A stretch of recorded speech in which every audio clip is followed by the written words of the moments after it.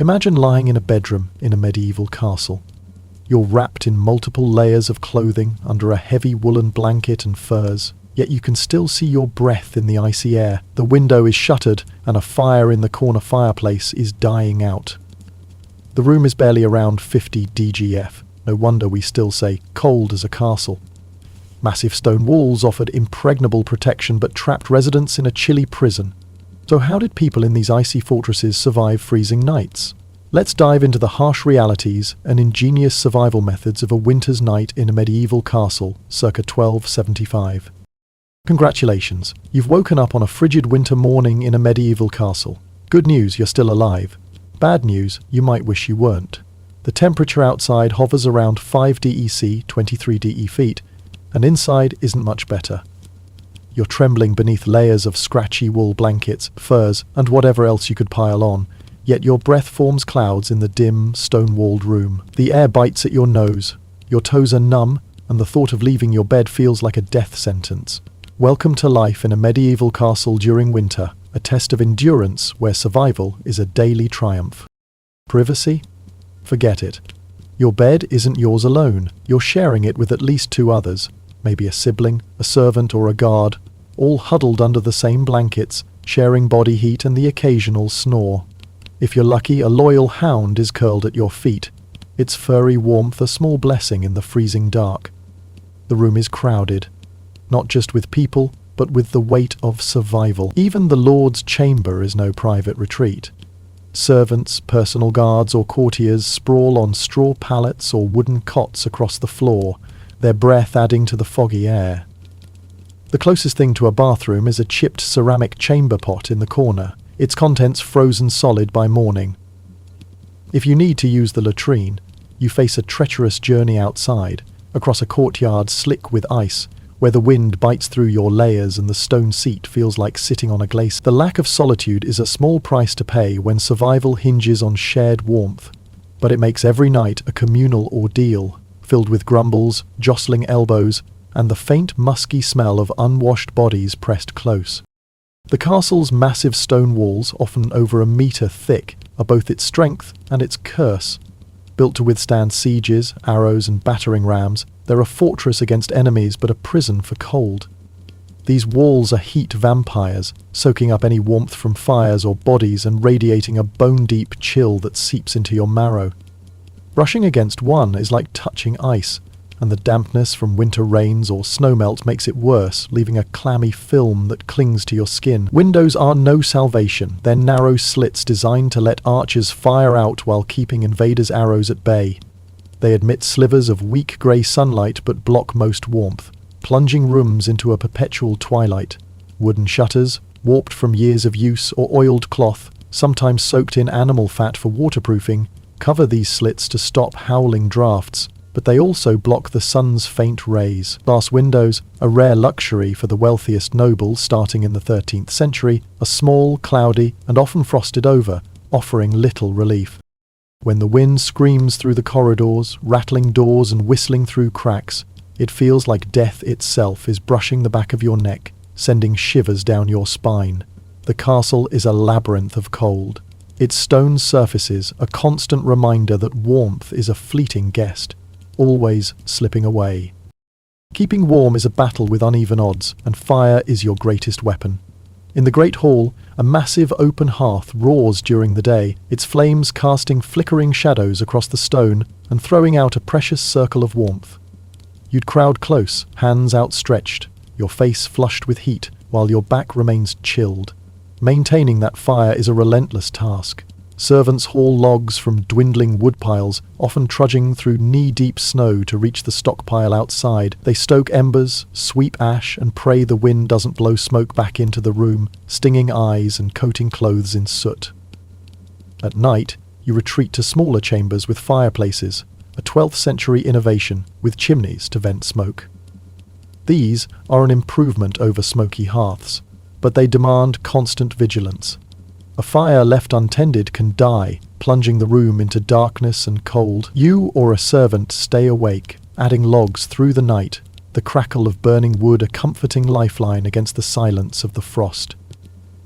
If you're among the elite, you might have a tiled stove, a 14th century marvel that transforms winter's survival. These stoves, lined with glazed ceramic tiles in greens, browns or blues, store heat and radiate it for hours even after the fire dies. Fueled from an adjacent room, they keep your space free of smoke and ash. Their ornate tiles, etched with family crests, biblical scenes or mythical beasts, a proud display of wealth. But for most, tiled stoves are a distant dream.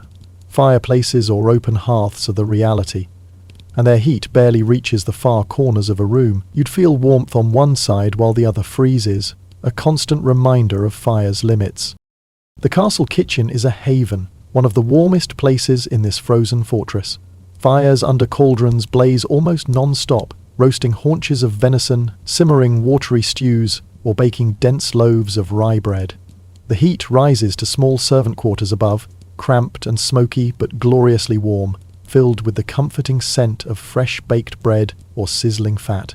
Servants vie for these spots, a rare perk in a world of cold, where the kitchen's glow feels like a miracle. But not everyone has access. Common folk make do with portable heat from braziers, iron baskets filled with glowing coals. These versatile heaters can be carried to chilly corners, a drafty chapel for morning prayers, a guard post on a windswept rampart, or a far end of the hall where the hearth's warmth fades. They're small but mighty, their coals glowing red and giving off a steady heat, but they're dangerous. A tipped brazier can spark a fire that engulfs a room, and burning coals in a confined space can deplete oxygen, leaving you lightheaded or worse. Still, you'd huddle close, the fear of frostbite outweighing the risk. In churches, worshippers clutch handheld warmers, metal boxes or hollow spheres filled with coals. During long winter masses, their fingers tingling as warmth seeps in. Some use stranger tricks, stuffing straw, wool scraps or even dried moss into boots and trouser legs for insulation, rubbing animal fat on exposed skin to block wind, the rancid smell a grim trade-off, or lining clothes with dog, cat or rabbit fur, every scrap a treasure. In a castle, no source of warmth is too humble, and every bit of fur or straw is a victory. Food? It is your fuel. But winter meals are sparse, repetitive, and designed for survival, not pleasure. Breakfast might be a watery soup, boiled from bones, turnips, onions, and whatever herbs, thyme, rosemary, or sage, were dried from summer. It's hot but thin, barely staving off hunger. Lunch and dinner often feature oatmeal porridge, thick and gluey, meant to keep you full for hours. You'd scoop it from a wooden bowl, its warmth a fleeting comfort against the chill. Meat, if available, is salted pork, smoked herring or offal, liver, heart or tripe, preserved from autumn's slaughter. It's tough, chewy and sometimes gritty, but you're grateful for the protein. Bread is the cornerstone of every meal. Dark, dense rye or barley loaves, hard as bricks and baked weeks ago. You'd soak a chunk in soup or weak wine to soften it, your teeth struggling against its crust. For nobles, there might be rare treats, dried apples, pears, or a sliver of hard cheese, hoarded from summer's bounty. Peasants make do with pickled cabbage or beans, their sharp tang a reminder of lean times. Every bite is a calculation, stretching scarce supplies through months of cold. You eat to live, not to savour, and every meal is a grim reminder of winter's grip. Drinks are just as vital, warming you from the inside. Mulled wine heated over the fire with clove, cinnamon or ginger is a noble's delight, its spicy warmth spreading through your chest. Common folk sip small beer, a low-alcohol brew safe for everyone, even children, served warm to chase away the chill. Herbal teas, mint, sage, fennel or chamomile are brewed in small pots, their steam a small comfort as you sip. If you're lucky, you might get hot milk with a pinch of cinnamon or honey before bed, a rare luxury that soothes you into sleep. In some castles, spiced cider or mead makes an appearance, reserved for feasts or special nights. Every sip is a moment of relief, a brief escape from the cold that surrounds you. You'd cradle the cup, letting its warmth seep into your hands, and pray the supply holds until spring. Personal hygiene is a distant priority in winter. Bathing is a rare luxury. Heating enough water for a tub burns too much precious firewood, and stripping naked in a freezing room is unthinkable.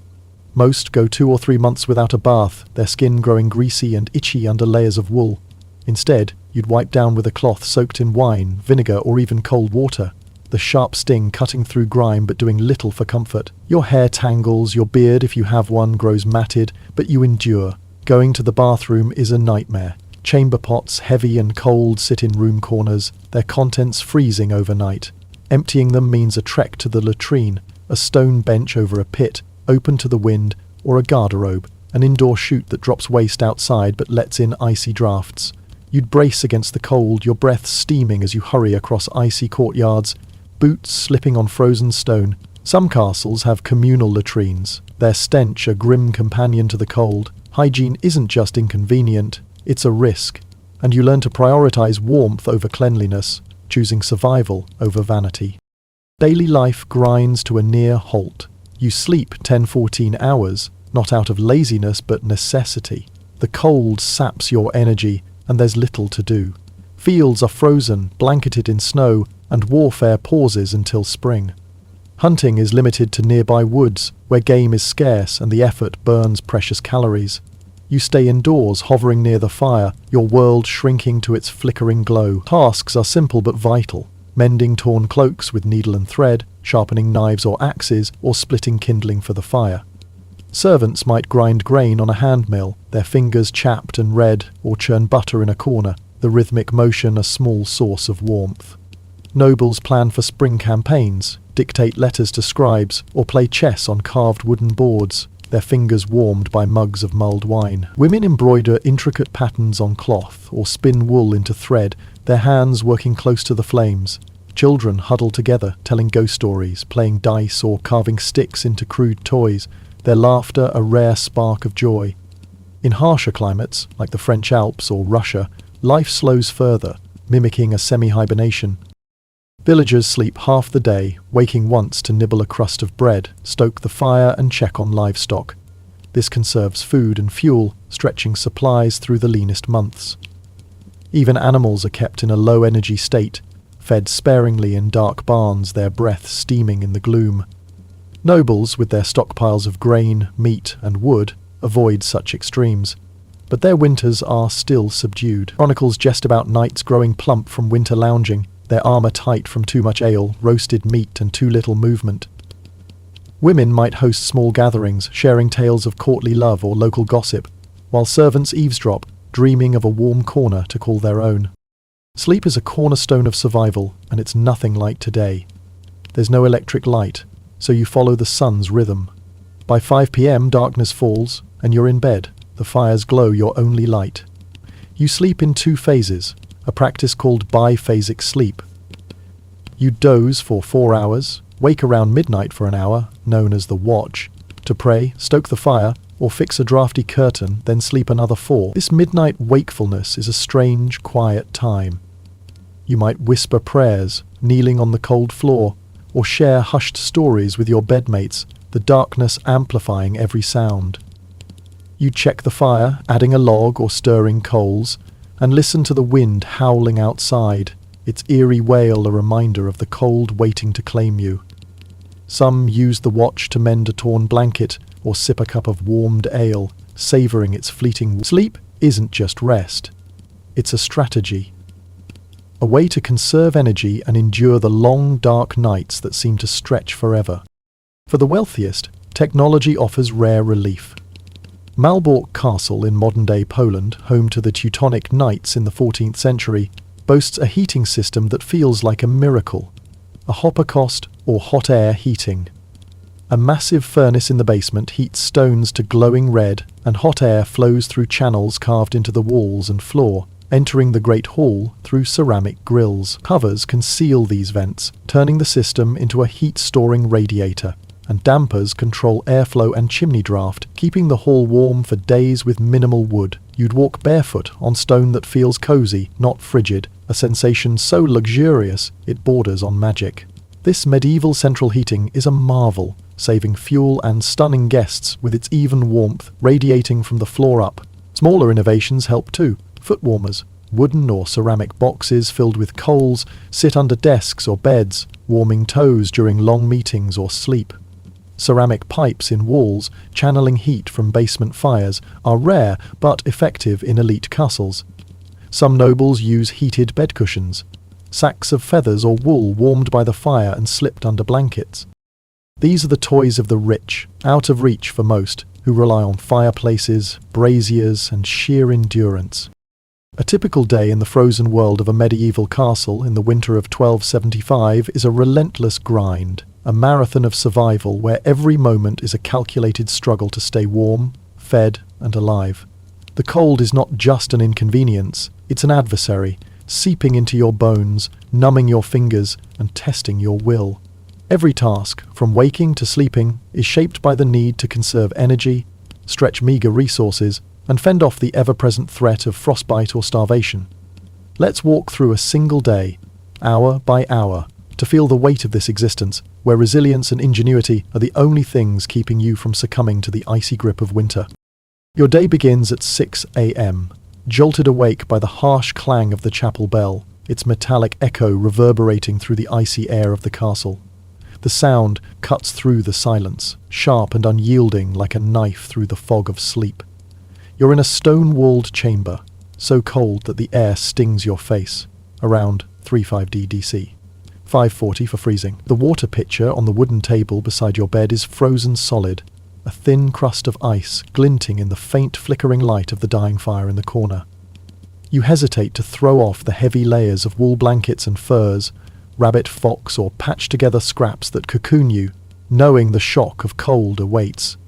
Your bed, a creaky wooden frame with a straw-stuffed mattress, sags under the weight of you and your bedmates, at least two others sharing the space. The thick linen curtains around the bed, stiff with age and smoke, trap a sliver of body heat, but it's a frail defense against the chill. Your breath steams in the air, curling like a ghost as you force yourself to sit up, your joints aching from the cold and the hard mattress. The room is dim, lit only by the embers in the fireplace, and a faint grey light seeping through the shuttered window slit. Mice rustle in the straw scattered on the floor, their tiny claws a reminder of the castle's constant, unseen inhabitants. Washing your face is a brutal ritual. You crack the ice in the pitcher with a spoon, the sound sharp in the quiet room, and pour a meagre splash into a clay basin. The water is so cold it burns, stinging your fingers and face as you scrub quickly, your skin reddening from the shock. You'd skip it entirely, but a quick wash is a nod to civility, a small act of defiance against the grime and despair of winter. Your breath steams as you work and you dry your face with a rough linen cloth, its fibres scratchy but familiar. The cold clings to your skin and you pull your woolen cap tighter over your ears, already longing for the fire's warmth. Dressing is a hurried affair. You're already wearing long woolen undergarments, but you add a second layer, a tunic and a padded jacket, each piece heavy with the scent of smoke and sweat. Your boots, stuffed with straw for insulation, feel stiff as you lace them, the leather cracked from months of damp and cold. Every movement is deliberate, conserving energy while bracing against the chill that seeps through every seam. By 7 a.m. you're in the kitchen, or great hall, drawn to the promise of food and heat. The kitchen is a chaotic haven, one of the warmest places in the castle, where fires under massive cauldrons blaze almost non-stop. The air is thick with the smell of boiling barley, onions and herbs, mingling with the sharp tang of wood smoke and roasting fat. Servants bustle about, stirring pots, kneading dough, or turning spits where a rare haunch of venison sizzles. You're handed a wooden bowl of oatmeal porridge, thick and gluey, its surface steaming in the cold air. It's bland, maybe flecked with a pinch of dried thyme, but it's hot, and that's what matters. You scoop it greedily, savouring the warmth spreading through your chest. Beside it, a chunk of black rye bread, hard as stone and baked weeks ago, sits on the table. You dip it into a watery soup, boiled from bones, turnips and cabbage, to soften its crust, your teeth aching as you chew. Your hands hover over the kitchen fire, fingers tingling as they thaw, the flames a mesmerizing dance of orange and red. If you're a noble, you might sit in the great hall, where a massive hearth roars, and sip mulled wine, its spices, cloves and cinnamon warming your throat. Common folk make do with small beer, a low-alcohol brew served warm, its faint bitterness a familiar comfort.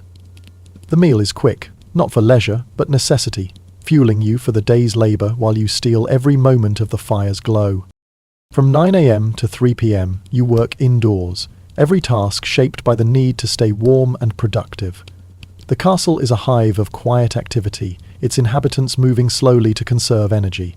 If you're a servant, your day is filled with grueling chores.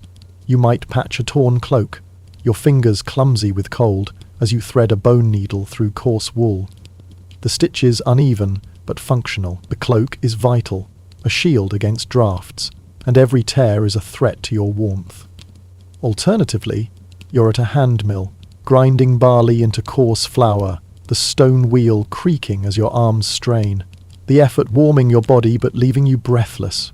The flour dusts your hands, sticking to your skin, and you wipe it away, knowing it's destined for tomorrow's bread. Another task might be splitting kindling with a dull axe, the wood splintering under your blows, each swing sending a jolt through your shoulders. The kindling is precious, feeding the fires that keep the castle alive, and you stack it carefully, your breath visible in the chilly air. Other servants polish armor, the metal cold under their fingers, or scrub iron pots with ash and sand, their hands raw from the work. Feeding the fire is a constant duty, hauling logs, stirring coals, or sweeping ash to keep the flame steady. Every trip to the woodpile outside is a trial, your boots crunching through snow, the wind biting your face as you hurry back with an armload. If you're a noble, your tasks are less physical, but no less deliberate. You might sit by the hearth in the great hall, reading letters from distant allies, the parchment brittle in the cold. The letters, written in Latin or the local tongue, detail trade agreements or marriage proposals, and you dictate responses to a scribe, your voice steady despite the chill. Alternatively, you plan alliances, sketching strategies on a wax tablet, your fingers warmed by a mug of spiced wine, its steam rising in the firelight. Some nobles pass the time with cards or chess, the wooden pieces smooth under their fingers, each move a distraction from the cold. Women might embroider, their needles flashing as they stitch intricate patterns, flowers, lions or crosses onto linen, their hands close to a brazier for warmth. These tasks are privileges, but they're still shaped by winter's constraints, every moment spent near the fire to avoid the castle's icy corners. Children have their own duties, small but essential. They might gather rushes from storage, spreading them on the floor to insulate against the cold stone, their fingers pricked by the dry stems. Or they're sent to fetch water, lugging buckets from the well, the handles biting into their palms as ice sloshes inside. When not working, they huddle by the fire, playing quiet games, rolling bone dice, carving sticks into crude figures, or telling tales of dragons and saints. Their laughter, soft and fleeting, is a rare spark of warmth in the gloom. Every task, from the Lord's planning to the child's play, is a calculation. Stay warm, save energy, and stretch resources until spring. By 4 p.m., darkness creeps in, the weak winter sun sinking below the horizon. The castle grows dim, lit only by the fire's glow and a few tallow candles, their smoky flames casting long shadows. You gather for another meal, a repeat of breakfast. Another bowl of watery soup, maybe with a scrap of salted pork or a boiled leek, and another chunk of hard bread, soaked in broth to make it chewable. If you're lucky, there's a sip of small beer or mulled ale, warmed over the fire, its faint warmth spreading through your chest. Nobles might enjoy a slice of dried apple or a sliver of cheese, rare treats hoarded from summer. The meal is eaten quickly, huddled near the hearth, the clink of wooden spoons and the murmur of voices filling the air. You linger by the fire, reluctant to leave its warmth, knowing the night's cold awaits. Some share stories, tales of past winters, heroic knights or local ghosts, their voices low to conserve breath. Others mend socks or sharpen knives, their hands busy in the firelight, every task a small act of preparation for the days ahead. At 5 p.m, it's time for prayers, a ritual that anchors the day. You shuffle to the chapel, a small, stone-walled room as cold as a crypt. The floor is icy under your knees, sending aches through your joints as you kneel, your breath steaming as you murmur Latin verses or local prayers. The priest's voice drones, his hands trembling as he holds a worn prayer book. A brazier glows in the corner, its coals offering a faint warmth, but it's not enough to stop your shivers. You pray for spring, for warmth, for survival, the words a quiet plea against the winter's weight. Back in your chamber you add coals to the brazier, the iron basket hissing as fresh embers catch. You check the fire, stirring it to coax a few more flames, and hang a damp cloak near it to dry, hoping it won't freeze overnight. Then you climb into bed, the wooden frame creaking as you settle in with two others, maybe a sibling and a servant, and a dog, its furry warmth a cherished addition. The heavy curtains are drawn tight, creating a cocoon that traps body heat, the air inside growing thick with the smell of wool and unwashed skin.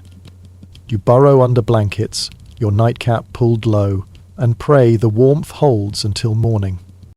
Around midnight you wake for the watch, the strange hour of biphasic sleep that defines medieval nights. The room is dark, lit only by the fire's embers, and the cold has crept closer, nibbling at your fingers and toes. You sit up, careful not to disturb your bedmates, and stoke the fire, adding a log or stirring coals with a poker. The sparks a brief flare of hope. Your hands, stiff with cold, rub over a hot brick wrapped in cloth. Its lingering warmth a small comfort. You might whisper a prayer, kneeling on the straw-strewn floor, or check the shutters, tightening a loose latch to block a draught. Some use this time to mend a torn glove or sip a sip of warmed ale, its faint bitterness grounding you in the quiet. You listen to the wind howling outside, its eerie wail a reminder of the cold waiting to claim you, and the soft snores of your bedmates, a sign of life in the darkness. After an hour, you slip back under the blankets, the bed's warmth a fragile haven, and drift back to sleep, hoping to wake to another day. This cycle, waking, working, eating, praying, sleeping, is a relentless grind. Every hour a fight to stay warm, every task a calculation to stretch resources. The cold is a constant enemy, seeping through walls, numbing fingers and sapping strength. Food is scarce, fuel is precious, and warmth is a luxury you chase with every breath. Yet you endure, driven by the same resilience that defined medieval life. The castle is no fairy tale of shining armor, grand feasts, or chivalric romance. It's raw, grimy, and freezing. A world where cleanliness is a distant dream and survival a daily triumph. The ingenuity of these people, their tapestries, braziers, layered clothing, communal sleeping, and even their semi-hibernation, reveals a tenacity we can barely grasp. They didn't just survive winter, they outsmarted it, turning frozen fortresses into livable homes, if only by a thread. If you can still imagine feeling your toes after this, you're tougher than most. You've lived through another day in the winter of 1275, your breath still steaming, your heart still beating. Now, stoke that fire, pile on the furs, and brace for the next long, cold night. You've got this, but it's going to take every ounce of strength, cunning, and hope you can muster. In the ancient world, the sea was not a barren void to be crossed. It was the pulsating, vibrant heart of empires, the lifeblood that sustained their power, ambition, and survival. Far more than a mere expanse of water, it was a dynamic artery carrying the essentials of civilization. Grain to feed teeming cities, gold to forge royal treasuries, messages to forge or fracture alliances, soldiers to wage wars, and, when the tides of conflict turned, the instruments of conquest or catastrophe. To command the seas was to wield a scepter over the fate of entire civilizations, dictating not just who controlled the water, but who shaped the course of history. Unlike land warfare, where rugged mountains, winding rivers, and dense forests defined the battlefield, naval warfare was about mastering the flow of trade routes, diplomatic communiques, and strategic access. For seafaring empires like Athens, Carthage, and Egypt, naval supremacy was not a luxury, it was existential, a matter of life and death. Without fleets, cities faced the grim spectre of isolation, starvation, or siege, their walls rendered useless by the absence of supplies. With fleets, they could strangle enemies with blockades, safeguard merchant convoys laden with goods, and project military might deep into hostile territories, landing forces behind enemy lines with devastating precision.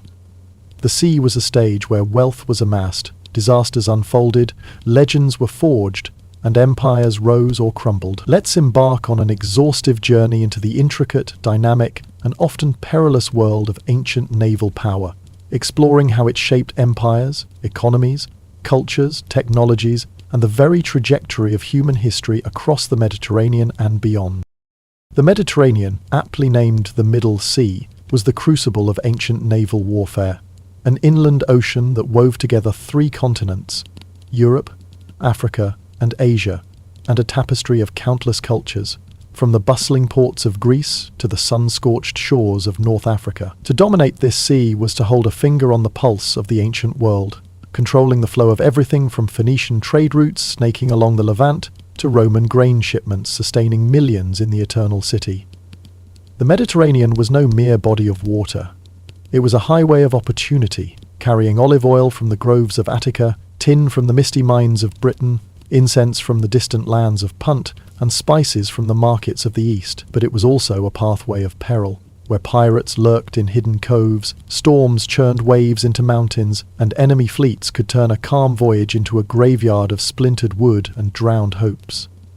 Controlling the Mediterranean meant commanding the arteries of commerce, diplomacy, and power, making naval infrastructure the backbone of empire. Harbours were fortified with towering walls and watchtowers, their stone quays bustling with stevedores unloading amphorae of wine or grain. Shipyards hummed with the rhythmic clatter of hammers and saws, crafting vessels from cedar, imported from Lebanon, or oak, felled from local forests. Dry docks, an engineering marvel, allowed ships to be repaired without sinking, while arsenals stockpiled oars, sails, and bronze rams. These were not mere facilities, they were the sinews of supremacy, the foundation upon which empires built their dominance. Athens, Carthage, and Egypt poured vast resources, gold, timber, labour, into these naval complexes, knowing that a single lost fleet could unravel centuries of power. A storm that sank a convoy or a battle that shattered a navy could reduce a city to ruin, its markets empty, its people starving, its gates open to invaders. For Athens, the navy was its lifeblood, transforming a modest city-state nestled among rocky hills into a thalassocracy, a sea-based empire that stretched its influence across the Aegean and beyond. Themistocles, a visionary Athenian statesman, saw the sea as Athens' salvation. In the early 5th century BCE, when a massive silver vein was discovered in the mines of Laurium, he persuaded his fellow citizens to forego dividing the wealth and instead invest it in a fleet of triremes. This bold decision birthed a naval juggernaut, with over 200 warships at its peak, their sleek hulls stored in covered sheds at the port of Piraeus, ready to launch at a moment's notice.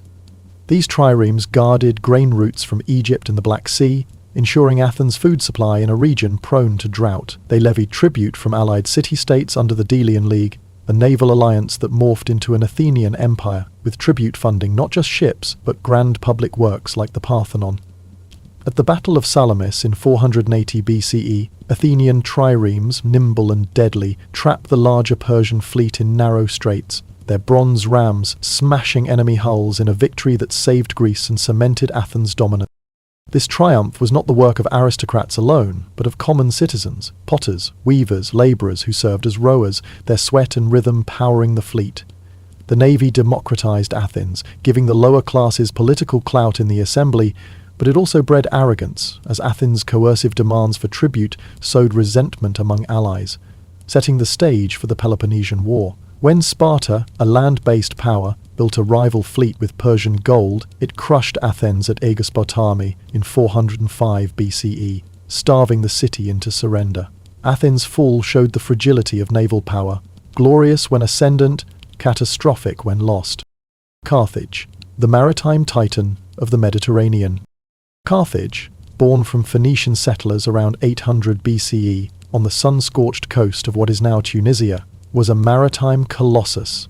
Its power woven not merely through conquest, but through an intricate, sprawling trade network that reached from the silver-rich mines of Iberia to the olive groves of Sicily, the grain fields of North Africa, and the bustling markets of Sardinia. This was no mere city-state, it was the nerve centre of a mercantile empire, its wealth and influence sustained by a navy that was both a shield and a sword.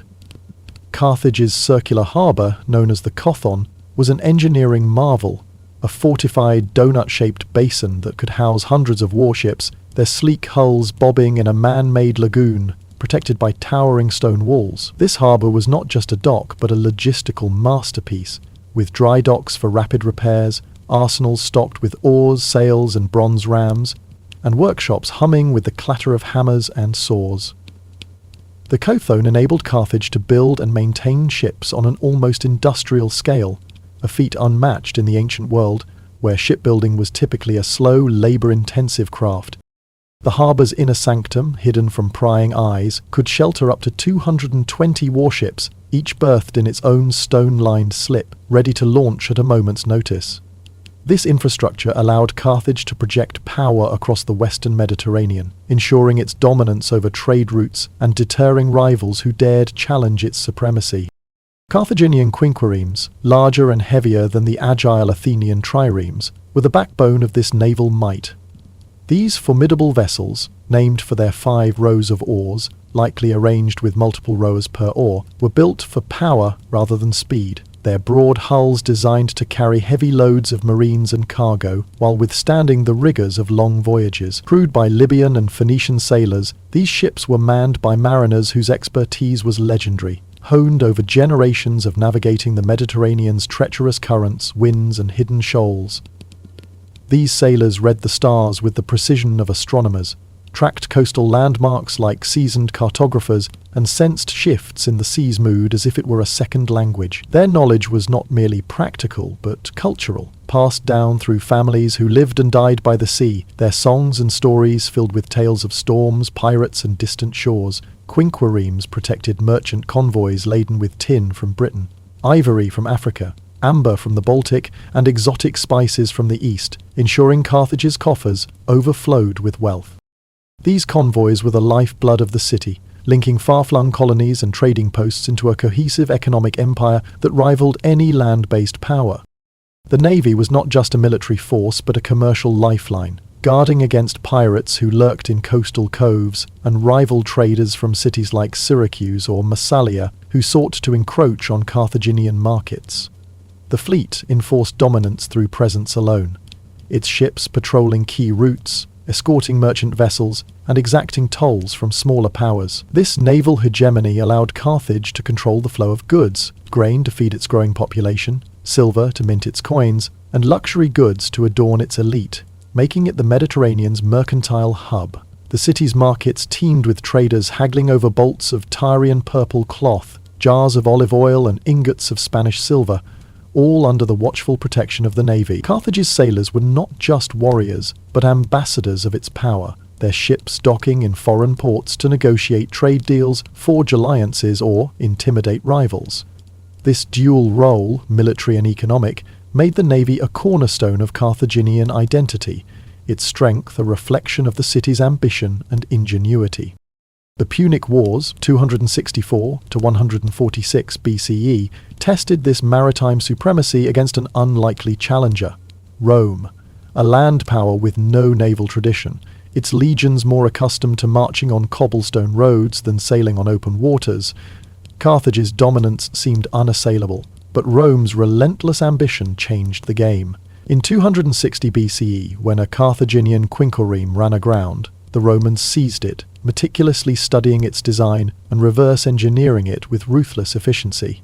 Within months, Rome built a fleet of hundreds, a staggering feat of manpower and state-driven organization, with shipyards along the Tiber working day and night to produce vessels from local oak and pine. To compensate for their lack of seamanship, the Romans introduced the corvus, a heavy boarding plank fitted with a metal spike that could be dropped onto enemy decks, locking ships together and turning naval battles into infantry brawls, a domain where Roman legionaries excelled. At the Battle of Mylae in 260 BCE, this innovation allowed Rome to defeat a veteran Carthaginian fleet, the corvus enabling marines to storm across and overwhelm their foes with disciplined swordplay.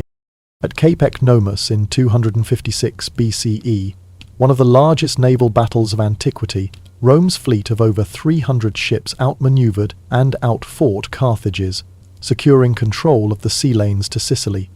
These victories showcased Roman aggression and adaptability, but Carthage was far from defeated.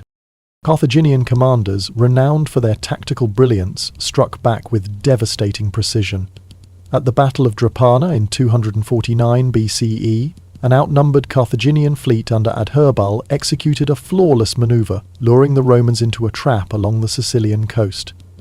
By exploiting their knowledge of local currents and winds, the Carthaginians outflanked the Roman ships, ramming and sinking dozens in a display of naval mastery that humiliated their foes. This victory highlighted Carthage's superior seamanship, with crews trained to navigate and fight as one, their quinquiremes weaving through the waves with a grace that belied their size.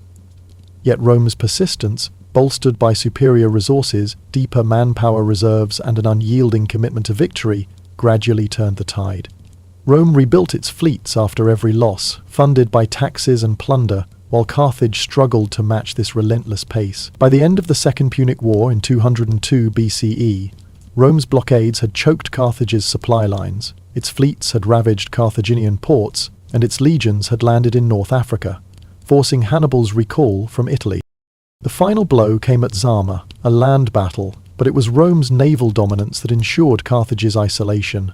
By 146 BCE, Carthage's navy was dismantled, its shipyards burned, and its harbour filled with rubble, ending centuries of maritime supremacy. Yet Carthage's legacy endures, not just in its military feats, but in its role as a master of maritime trade and innovation. Its sailors, navigating uncharted waters, and its shipbuilders, crafting vessels with assembly line efficiency, set a standard that echoed through the ages, influencing Byzantine, Islamic, and even Renaissance navies. Egypt, the Nile's naval legacy. Egypt, often envisioned as a land of towering pyramids, divine pharaohs, and sun-baked temples, was a naval power of remarkable depth, its ships vital to its empire long before Greece or Rome ventured onto the seas. The Nile River, a shimmering ribbon of life winding through desert sands, was Egypt's highway, an artery connecting the fertile delta in the north to the gold-rich deserts of Nubia in the south. As early as 3000 BCE, Egyptian shipbuilders crafted vessels from bundled papyrus reeds, their lightweight frames ideal for navigating the Nile's shallow waters. These early boats, propelled by paddles and simple square sails, carried grain to feed cities, gold to adorn palaces, soldiers to enforce pharaonic will, and even colossal granite statues to honor gods and kings. By the Old Kingdom, shipbuilders began using cedarwood imported from Lebanon, crafting sturdier vessels with curved hulls and reinforced keels, capable of withstanding the Nile's currents and occasional floods. These riverboats were marvels of early engineering, their decks bustling with rowers, scribes, and cargo, their sails catching the river's steady northerly breeze to speed trade and communication across Egypt's vast empire. Under pharaohs like Thutmose III, 1479-1425 BCE, and Ramesses III, 1186-1155 BCE, Egypt's naval ambitions expanded beyond the Nile to the open waters of the Red Sea and eastern Mediterranean. Expeditions to Nubia brought back gold, ivory, and ebony, while voyages to the mysterious land of Punt, likely modern Somalia or Yemen, returned with incense, myrrh, and exotic animals like leopards and baboons, treasures that dazzled the Egyptian court. By the New Kingdom, 550-1070 BCE, Egypt developed seagoing fleets, broad sail-driven ships with high freeboards and raised fighting platforms, crewed by archers, spearmen, and sailors trained in both navigation and combat. These vessels, less agile than Greek triremes but robust and versatile, were designed for coastal and riverine warfare, their wide hulls stable enough to carry troops and supplies across choppy seas. The reliefs at Medinet Habu, carved during Ramses III's reign, vividly depict Egypt's naval prowess, showing warships clashing with the Sea Peoples, a confederation of raiders who terrorized the eastern Mediterranean around 1200 BCE. Egyptian marines armed with bronze swords and shields fight hand-to-hand on narrow decks while archers loose volleys of arrows, their accuracy honed by years of training. These battles secured Egypt's coast, preserving its trade routes and territorial integrity against a formidable foe. Egypt's ships were not just military tools but economic lifelines, protecting trade with the Levant, Crete, and the Aegean. Convoys laden with papyrus, linen, grain, and faience beads sailed to ports like Byblos, a Phoenician hub, where Egyptian goods were exchanged for timber, wine, and copper. These ports became bustling centers of commerce and naval logistics. their quays alive with the clamour of merchants, sailors and dock workers unloading amphorae and stacking cargo. Tanis, another key port, served as a northern gateway, its warehouses stocked with goods bound for foreign markets. Egyptian shipbuilders were renowned for their craftsmanship, their vessels sought after by foreign rulers for their durability and design. Unlike the sleek triremes of Greece, Egyptian ships prioritized stability over speed, their broad beams and deep holds ideal for carrying heavy loads over long distances. This mobility gave Egypt a strategic edge, allowing rapid deployment of troops along the coast or upriver to quell rebellions or repel invaders. Naval logistics underpinned Egypt's economy, ensuring the steady flow of grain to feed its cities and tribute to fill its treasuries. Egypt's naval power waned under successive waves of foreign rule: Libyans, Assyrians, Persians, and later Greeks and Romans. But its legacy of riverine and coastal mastery laid a foundation for maritime traditions in the Near East. The Nile's role as a highway shaped Egypt's identity, its ships carrying not just goods but ideas, from religious texts etched on papyrus to architectural techniques shared with trading partners. Egyptian naval expertise influenced Phoenician and Greek shipbuilding, with techniques like mortise and tenon joints and sail rigging spreading across the Mediterranean.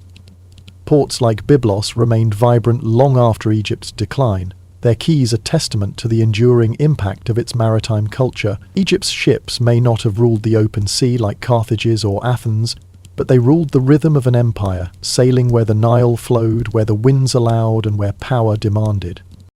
The trireme, engineering marvel and weapon of war. The trireme, the iconic warship of the Mediterranean, was a triumph of engineering and a weapon of devastating precision, embodying the ingenuity, ambition, and martial spirit of the civilizations that built it.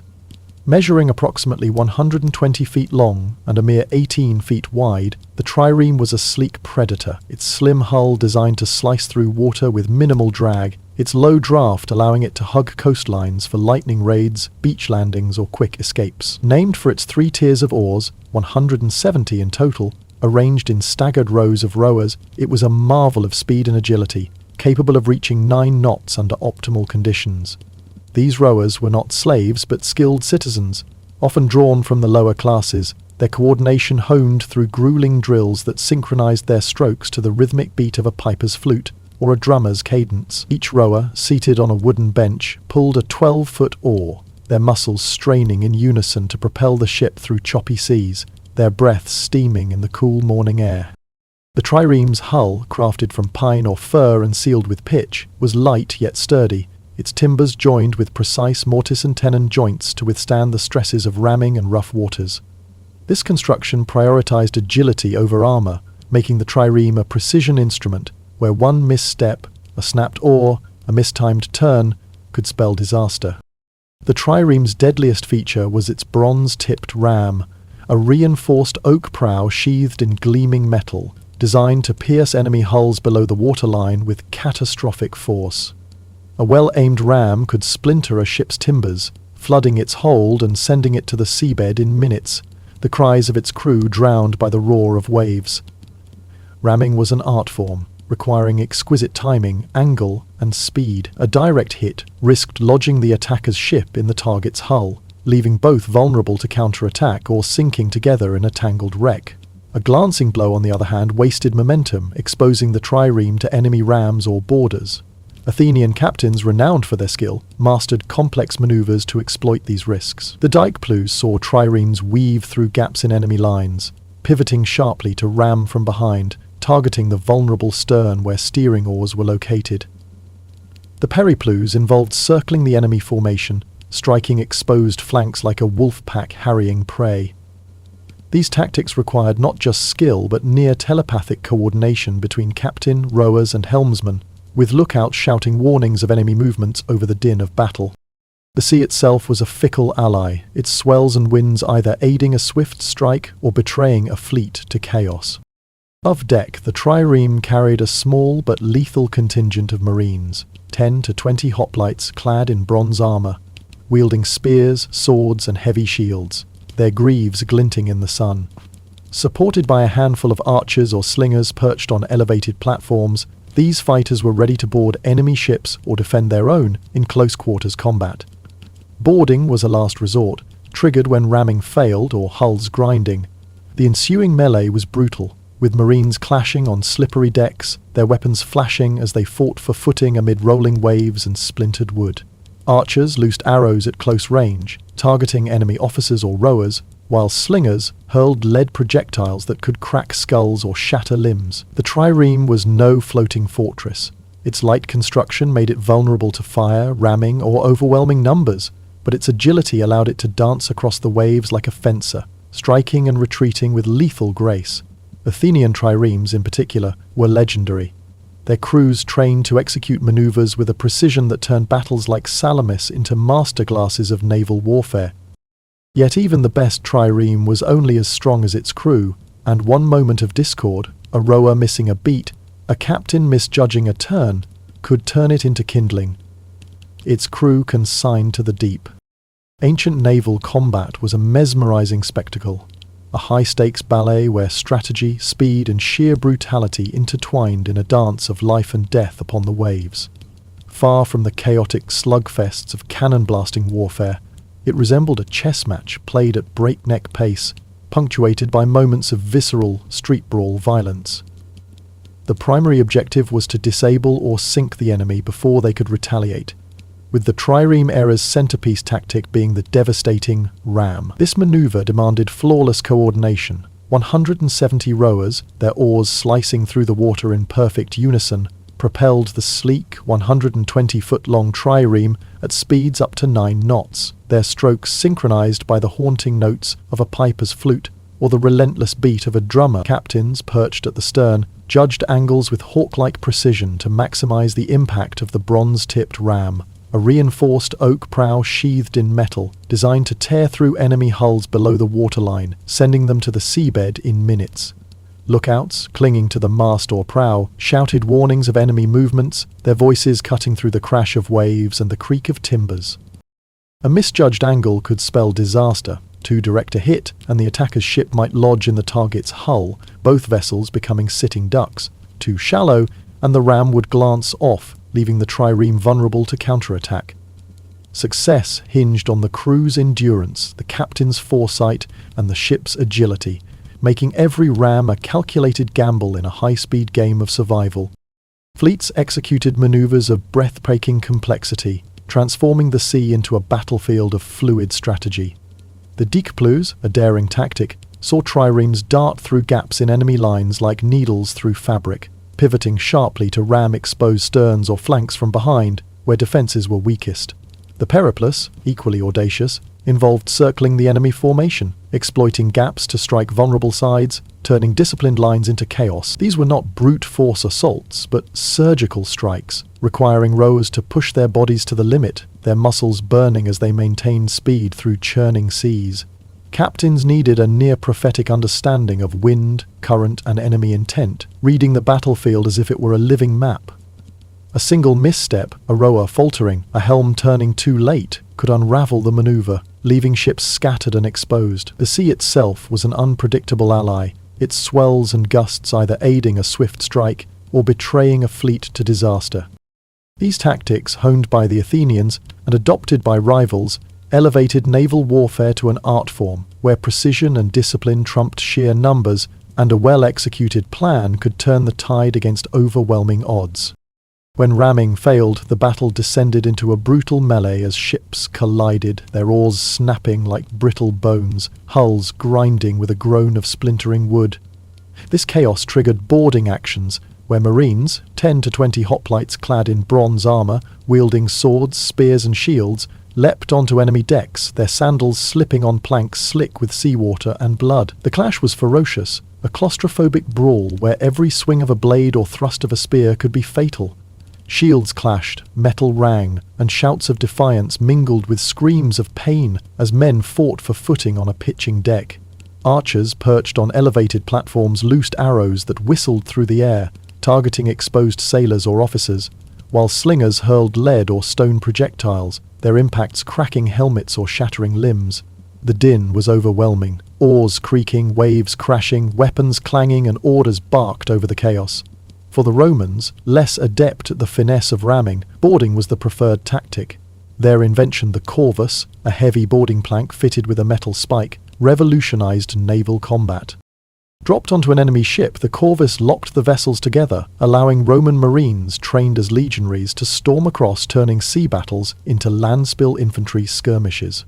At Mylae in 260 BCE and Cape Ecnomus in 256 BCE, this brute force innovation enabled Rome, a naval novice, to defeat veteran Carthaginian crews, proving that raw aggression could outmatch centuries of seamanship. Boarding was a bloody affair with no room for retreat. Decks became slaughterhouses, littered with broken weapons, shattered timbers, and the fallen, where survival meant killing or being killed in a fight where every inch of space was contested. Fire was the sledgehammer of naval warfare, a weapon of such terrifying potency that it could transform a disciplined battle into utter pandemonium. Fireships loaded to the brim with flammable materials, pitch, tar, sulfur, resin, and oil, were set ablaze and sent drifting into enemy fleets, their flames roaring like a living beast. Sails caught fire, rigging melted, and decks erupted in infernos, the heat so intense it could blister skin from yards away. In confined spaces like harbours or narrow straits, a single fireship was a catastrophic threat, its glow igniting panic as crews scrambled to cut anchors or row clear. The Greco-Persian wars saw desperate defenders hurl flaming rafts at invaders, their fiery trails a beacon of defiance against overwhelming odds. These early tactics laid the groundwork for later innovations like the Byzantine Greek fire, a chemical incendiary that burned on water, defying attempts to extinguish it with standard means. Though medieval in its full form, Greek fire's conceptual roots trace back to these ancient fire ships, its terrifying legacy inspiring dread across centuries. Egyptian and Phoenician fleets employed firepots, clay vessels filled with burning oil, launched from catapults or hurled by hand, and flaming arrows, their tips wrapped in oil-soaked cloth, to repel pirates or besiegers. These weapons' psychological impact was unmatched. A ram could be dodged, a boarding party repelled, but fire was relentless, devouring wooden hulls and spreading faster than orders could be shouted. The sight of a flaming ship, its sails a roaring curtain of flame, was a nightmare that could break even the most seasoned crew, the acrid smell of pitch and smoke a harbinger of doom. Yet fire was a double-edged sword.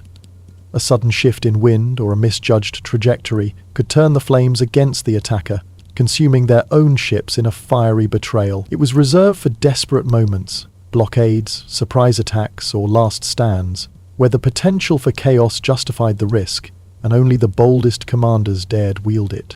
Athens' naval dominance was a triumph of vision, grit, and collective will. Themistocles, a shrewd Athenian statesman, saw the sea as the city's salvation. When a massive silver vein was discovered at Laurium in the early 5th century BCE, he convinced Athens to invest the windfall in a fleet of 200 triremes, rather than dividing it among citizens. This decision transformed Athens into a superpower, its port at Piraeus a fortress of naval might, with covered sheds housing sleek warships ready for instant deployment.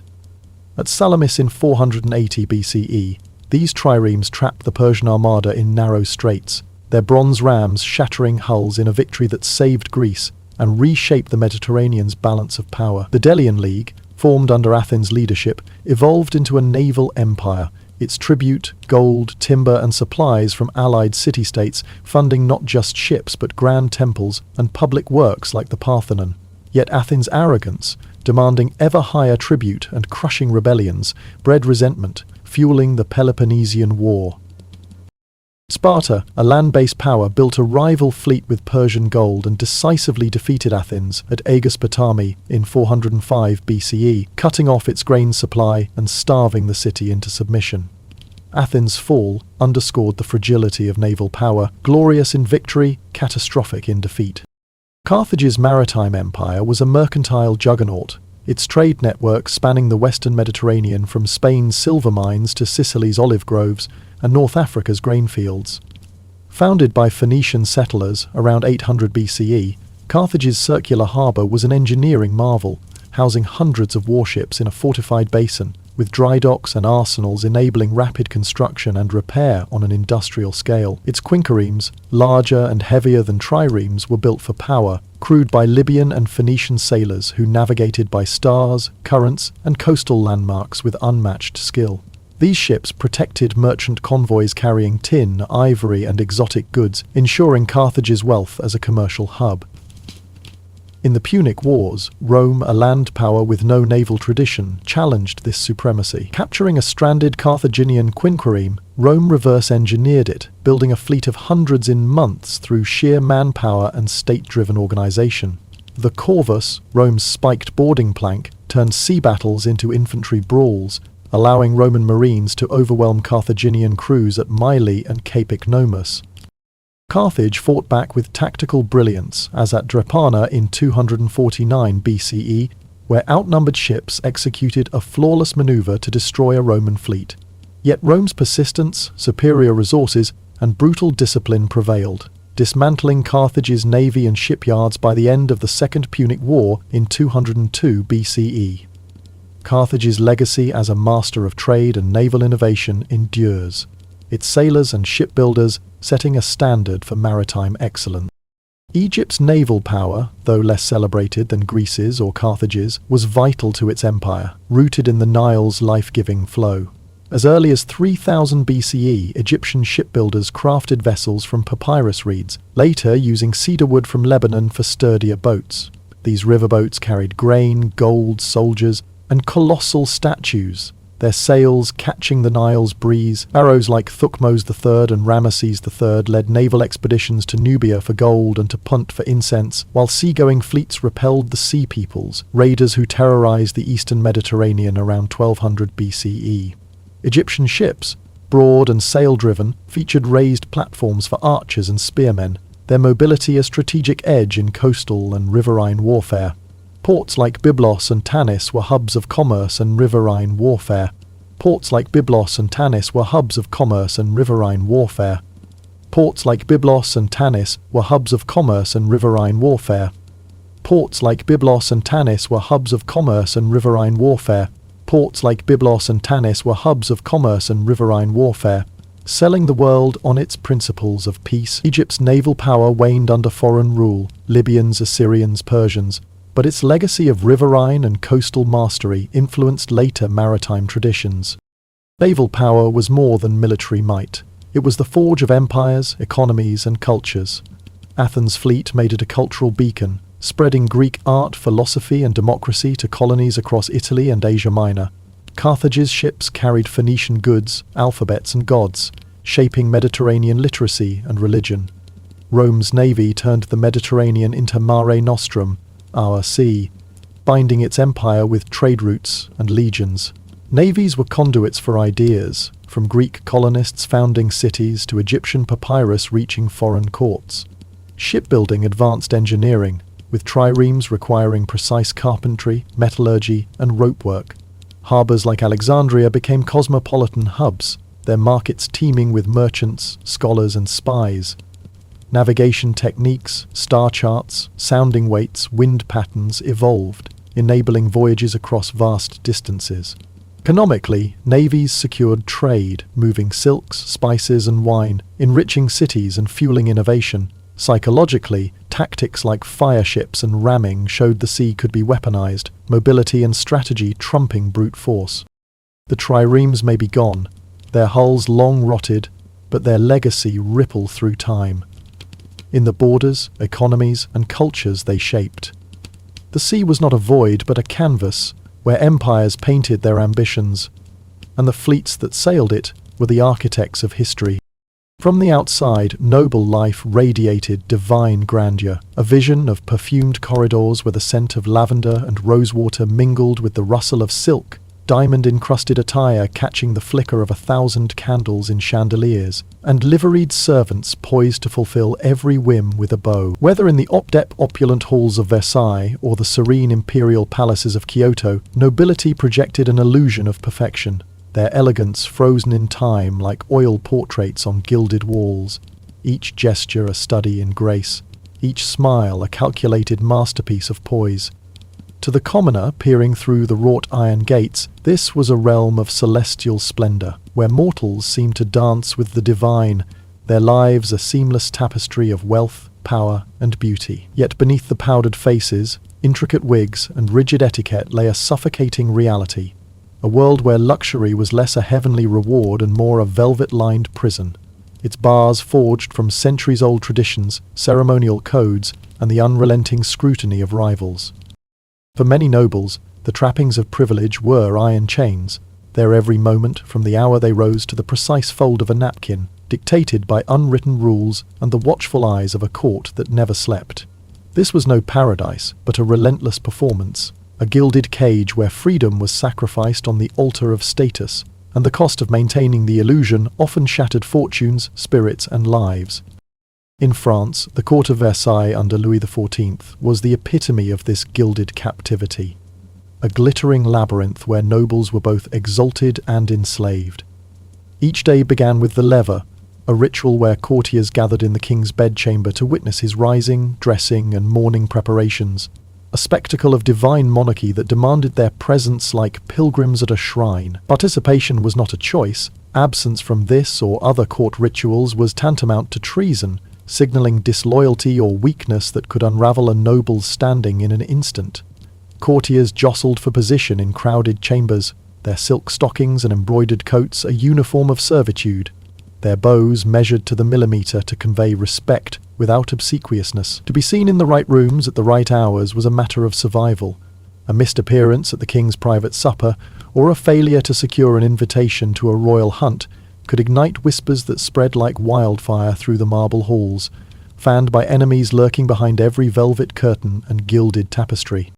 At Versailles, social capital was more precious than gold. A noble's influence hinged on navigating this maze of etiquette, where every gesture was a political statement, every smile a potential betrayal, and every misstep a step towards social oblivion. Louis XIV wielded this system as a weapon, keeping nobles tethered to court, their fortunes drained by the need to maintain lavish appearances, their ambitions consumed by the endless game of favour. A noble might spend a year's income on a single ball, their estate mortgaged to fund a new wig or a diamond-encrusted sword hilt, all to avoid the sneers of rivals, who equated outdated fashion with irrelevance. Across the globe, in Japan's Heian Court, 7941185 CE, nobles faced a different but equally oppressive script, written in the delicate strokes of calligraphy and the subtle rustle of layered silk robes, known as junihitoe. The Kyoto elite, descendants of ancient clans, were expected to master an intricate repertoire of arts, waka poetry, calligraphy, koto music, and the elusive skill of maintaining an aloof, almost ethereal expression that conveyed refinement without arrogance. Every word was a performance, every bow a political maneuver, every movement of a sleeve a coded message in a language only the initiated understood. A poorly composed poem could humiliate a family for generations. A misjudged bow could signal disrespect, inviting ostracism from the emperor's inner circle. Court life was a theatre of sublime restraint, where even leisure was performative. A cherry blossom viewing party was not a moment of joy, but a high-stakes chessboard, where the placement of guests, the choice of a haiku, and the tilt of a fan could shift power dynamics or seal alliances. A walk through the palace gardens was a silent battlefield, where glances and veiled insults carried the weight of swords, each step choreographed to avoid the invisible tripwires of courtly politics. Nobles were not living their lives, but playing roles in an eternal play, their audience composed of peers, rivals, and the emperor himself, whose approval was both a blessing and a burden. Failure was social suicide, a stain that could taint a lineage for centuries, and even the most intimate moments, composing a love letter, sharing a cup of sake, were scrutinized, their subtext dissected by courtiers eager to uncover weakness or leverage. This relentless performance left no room for authenticity, turning nobility into a mask that few could remove without risking their legacy. The paradox of noble life was stark and unrelenting. The very privileges that made them envied also chained them to a life of servitude, to tradition, expectation, and the court's insatiable judgment. Inheritance laws, rigid and unforgiving, ensured that titles, estates, and responsibilities passed through predetermined lines, leaving heirs with little choice in their paths. Arranged marriages, often negotiated before a noble child could walk, bound them to strangers for the sake of political alliances or economic survival, their personal desires irrelevant to the family's grand strategy.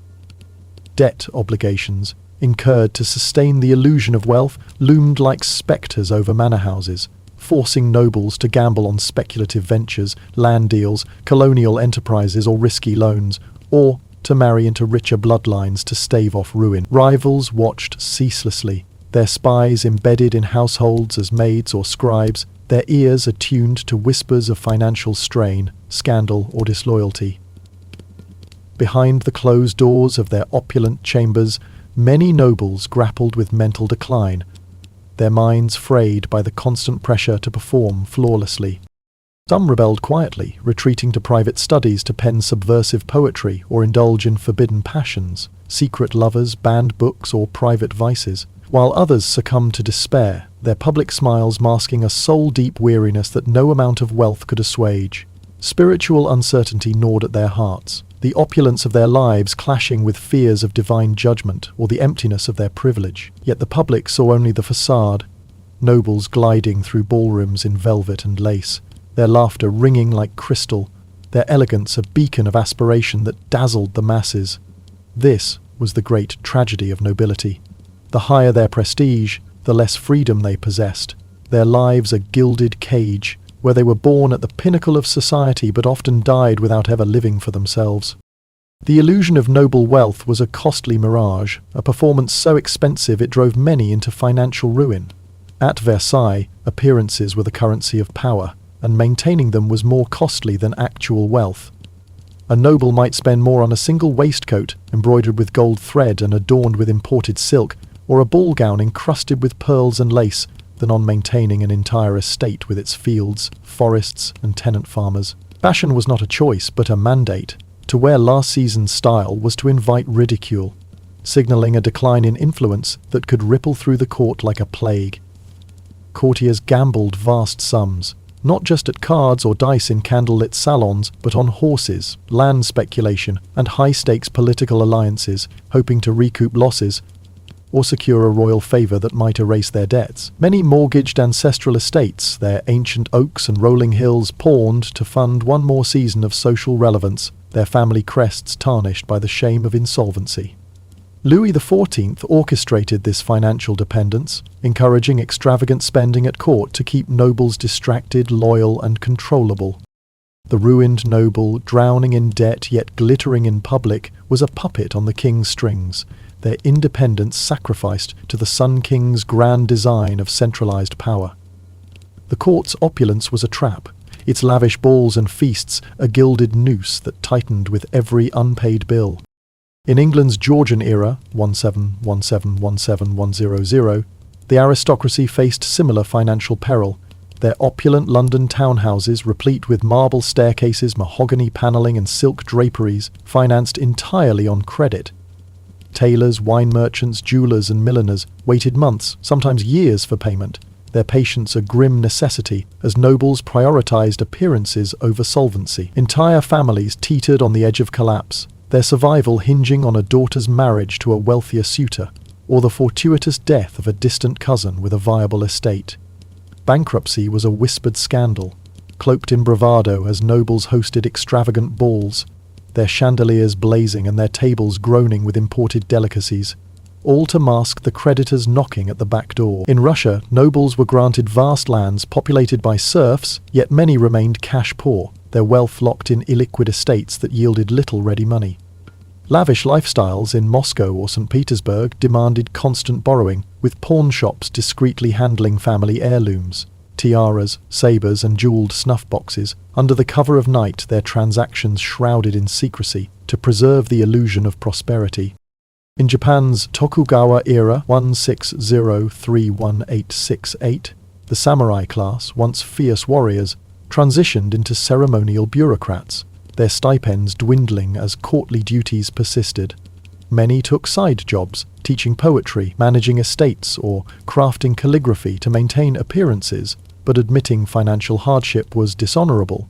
so debts piled silently, hidden behind lacquered screens and polite smiles. The universal lesson was clear. Nobility was not about financial stability, but the performance of wealth, a charade that exacted a soul-crushing toll, leaving nobles to balance on the edge of ruin while projecting an aura of untouchable splendor. Scandal was the unofficial second language of the nobility, a currency of whispers that could elevate or destroy in an instant. Affairs, stolen jewels, secret children, and veiled betrayals thrived beneath the polished veneer. The dirtier the private truths, the brighter the public image. At Versailles, courtiers lived in such close quarters that privacy was a myth, yet illicit liaisons flourished in hidden alcoves, darkened stairwells, and behind heavy tapestries. Queen Marie Antoinette was relentlessly accused of romantic entanglements with Swedish nobles, French courtiers, and even her inner circle of ladies. Most rumours fabricated, but fueled by the court's insatiable appetite for gossip. Scandal was not just tolerated, it was a weapon, wielded to gain influence or ruin rivals. A noble's name whispered in connection to another's bedroom could forge alliances, secure royal favour, or shatter a bloodline, depending on the teller's intent and the listener's agenda. In England, aristocratic reputations were shredded in smoky salons and gambling houses, where whispered tales of indiscretions spread faster than wildfire. Lord Byron's rumoured affair with his half-sister shocked society, yet his celebrity endured, his defiance a badge of noble excess that both scandalised and mesmerised. Mistresses were expected, their presence a mark of status. But too many, or the wrong ones, such as actresses, commoners, or foreign spies, could lead to exile, imprisonment, or social death. In Imperial Russia, Catherine the Great's court was a cauldron of intrigue, her lovers hand-picked and elevated to power, their liaisons a calculated blend of romance and political manoeuvring. Courtiers followed her lead, their affairs less about love than leverage, each tryst a move in a chess game, where the board was the empire itself.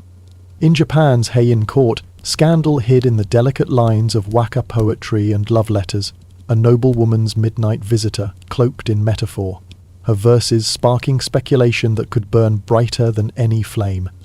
The most dangerous scandals involved treason or espionage, whispered in coded correspondence, documented in secret diaries, and buried in family archives, their exposure a death sentence or a one-way ticket to Scandal was not the exception but the wallpaper of noble life, its intricate patterns concealing the cracks in their perfect facades. Spiritual uncertainty was a silent torment, a crushing weight of existential dread that haunted nobles despite their earthly power and privilege. In Catholic France, guilt clung to palace corridors like incense, nobles attending mass daily in ornate chapels, yet indulging in debauchery by night in candlelit chambers. Confession was a routine performance, more social ritual than genuine repentance, the priest a witness to their public piety rather than their private sins. Yet as they aged, many nobles were haunted by their transgressions, their opulent lives clashing with fears of divine judgment. Some sought solace in mystics, alchemists, or visionaries, desperate for answers to questions of the afterlife or divine purpose. Even Louis XV, the Sun King, whose court was a monument to worldly glory, grew devout in his final years, tormented by the wars he waged and the indulgences he savoured, his prayers a plea for absolution. Nobles funded churches, monasteries and cathedrals, their donations less about piety than spiritual insurance, hoping a new chapel, a gilded altar or 1,000 candles lit in their name could offset a life of intrigue, excess and moral compromise. Some retreated to monastic life in their twilight years, trading velvet robes for hair shirts, their austere cells a stark contrast to the palaces they left behind, seeking redemption in solitude. In Orthodox Russia, nobles were expected to uphold both political and spiritual order, yet many wrestled with doubt, especially under Tsars who claimed divine mandate while ordering purges or executions. Secret prayer circles hidden in candlelit chambers offered solace, as did encounters with fools for Christ, holy wanderers who renounced wealth to speak uncomfortable truths, their raw faith a mirror to aristocratic turmoil. In Japan, the samurai nobility, caught between Confucian duty, Shinto rituals and Buddhist detachment, turned to Zen meditation or waka poetry for spiritual catharsis, Their verses a fragile bridge between duty and despair. Seppuku, often seen as a response to shame, was sometimes a spiritual release, a final act of transcendence in a world that offered no other escape. Surrounded by ritual and grandeur, nobles stared into the void, their souls whispering or screaming for peace, their privilege no shield against the eternal questions that plagued them. Letters were the lifeblood of noble intrigue, ink on parchment wielding the power to undo dynasties, expose affairs, or spark revolutions. Nobles were compulsive correspondents, their quills scratching secrets, longings, schemes, and prayers onto paper that could serve as weapon, shield, or confession booth. At Versailles, every noble had a paper trail, love letters to mistresses penned in candlelit chambers, desperate pleas to creditors scrawled in haste, coded flatteries to the king designed to secure favour. Couriers carried sealed notes laced with invisible ink or written in cipher, their wax seals guarding secrets that could lead to exile, imprisonment, or the scaffold. The Duke of Orléans, suspected of radical sympathies during the lead-up to the French Revolution, used personal ciphers, but even these were not foolproof. A decoded diary, discovered posthumously, could reveal a hidden life of treason or betrayal. In the Habsburg courts, marriage negotiations unfolded through veiled language, letters discussing falconry or weather hiding betrothal terms, their polite prose a mask for strategic alliances. In Japan's Heian era, poetry served as a clandestine code, a 31-syllable waka conveying forbidden love, rejection, or a secret rendezvous, delivered by discreet messengers, servants, children, or trusted confidants sworn to silence. Renaissance noblewomen ran espionage networks through their salons, their letters to foreign courts weaving webs of intrigue that could topple regimes. In Russia, smuggled letters from the Tsar's inner circle fueled uprisings, nobles using correspondence as a form of rebellion against their gilded cages. Intercepted or lost letters, burned, buried, or hidden in attics and wall crevices, carried the rawest truths, their secrets unread for centuries, but their power undeniable. Each word a potential spark for revolution or heartbreak. Emotion was a luxury nobles could not afford, their survival hinging on mastering the art of emotional camouflage. At Versailles, life was a never-ending theatre, where nobles rehearsed their smiles, bows, and silences with the precision of actors. A raised eyebrow could signal support or sabotage, a misplaced word could ignite a feud that lasted decades. Tears were reserved for funerals, and even then, only under the scrutiny of the court's judgmental gaze. Noble children were taught early to suppress grief, pride, or anger, their private diaries the only outlet for raw emotion, their pages filled with sorrow and rage, bound in leather and sealed away in desk drawers. In Japan's Heian court, public emotion was vulgar, a breach of decorum. Feelings were shared through metaphor, a sleeve's flutter, a half-opened fan, a cherry blossom plucked too early signalling despair. In England, the aristocracy's stiff upper lip cloaked scandal, with brandy and cigars swallowing grief in smoky drawing rooms. Mental illness, shame, or rage was hidden behind ballroom smiles and military posture, but the pressure was relentless. Some nobles cracked under it, collapsing mid-dance or during a court ceremony, their breakdowns whispered about in hushed tones, their fates sealed in asylums or remote estates. Emotions were liabilities, masks worn daily, storms raging beneath silk and etiquette, a noble's true self buried under layers of performance. Inheritance was a crown of thorns, a mantle of expectations so heavy it crushed individuality under its weight, leaving nobles as mere vessels for the ambitions of their ancestors. In France, sons of dukes, counts, and marquises were groomed like prized racehorses, their lives meticulously mapped out in family ledgers that dictated every major decision. Marry this heiress to secure a strategic alliance. Befriend that prince to curry favour at court. Preserve the bloodline at all costs to ensure the family name endured through the ages. These young men were not individuals, but pawns in a centuries-old game, their futures etched in ink long before they could speak. Daughters fared no better, their lives reduced to bargaining chips, their dowries, lands, jewels, or titles used to forge political or economic bonds, their personal desires dismissed as irrelevant in the face of dynastic strategy. A noblewoman's beauty, grace, or wit was valued only insofar as it enhanced her marketability, her heart sacrificed to the demands of lineage. Every choice was haunted by the weight of ancestral duty, the spectre of past generations looming over every decision, their portraits glaring from manor walls as if to judge the living. To falter, to marry beneath one's station, to squander wealth, or to defy the court's expectations was to risk not just personal disgrace, but the erosion of a family's legacy, a betrayal of those who came before and those yet to be born. In England, the burden of inheritance was equally oppressive, structured by the rigid laws of primogeniture.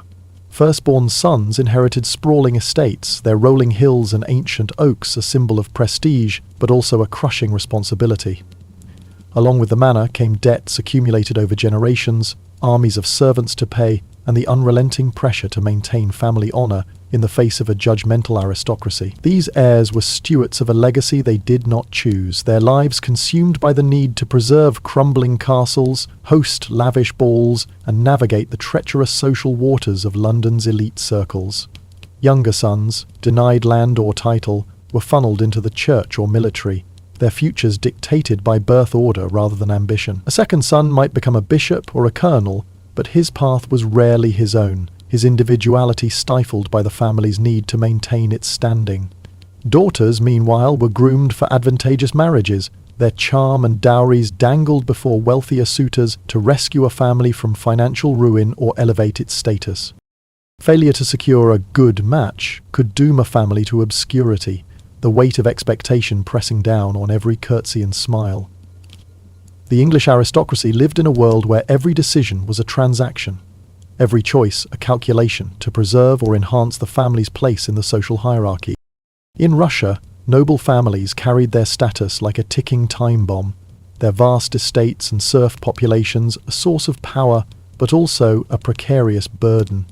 One misstep, a disagreement with a powerful court faction, a failed alliance, or a whispered disloyalty could provoke the Tsar's wrath, leading to the seizure of lands, the enslavement of serfs to the crown, or the erasure of a family name by imperial decree. Nobles were expected to uphold the Tsar's divine authority, their loyalty a performance as critical as their wealth. A single scandal, an ill-timed jest, a public slight, or a poorly chosen ally could unravel centuries of prestige, leaving families destitute or exiled to the frozen wastes of Siberia. The Russian nobility lived under constant surveillance, their every move scrutinized by courtiers, spies, and the Tsar's secret police. Their survival depended on navigating a court where loyalty was a currency more volatile than gold.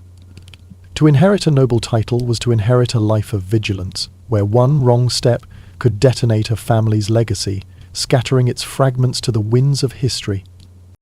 In Japan's Heian 7941-185 CE and Tokugawa 1603-1868 eras, proximity to the emperor or shogun defined a noble's prestige, but it came at a steep cost. The court was a world of intricate ritual, where every gesture, whether the angle of a bow, the choice of a poem, or the cut of a robe, carried political weight. A single disgrace, such as a failed marriage, an unruly son, or a breach of etiquette, could undo centuries of lineage, casting a family out of the emperor's favour and into obscurity. Noble children were raised to embody their family's legacy, their lives a continuation of strategies begun generations before, alliances with powerful clans, service to the court, or mastery of cultural arts like calligraphy and waka poetry. Individuality was a luxury they could not afford.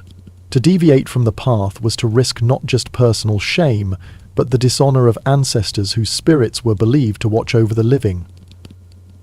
The Tokugawa samurai, once warriors, became ceremonial bureaucrats, their stipends shrinking as courtly duties persisted, yet their obligation to uphold family honour remained absolute.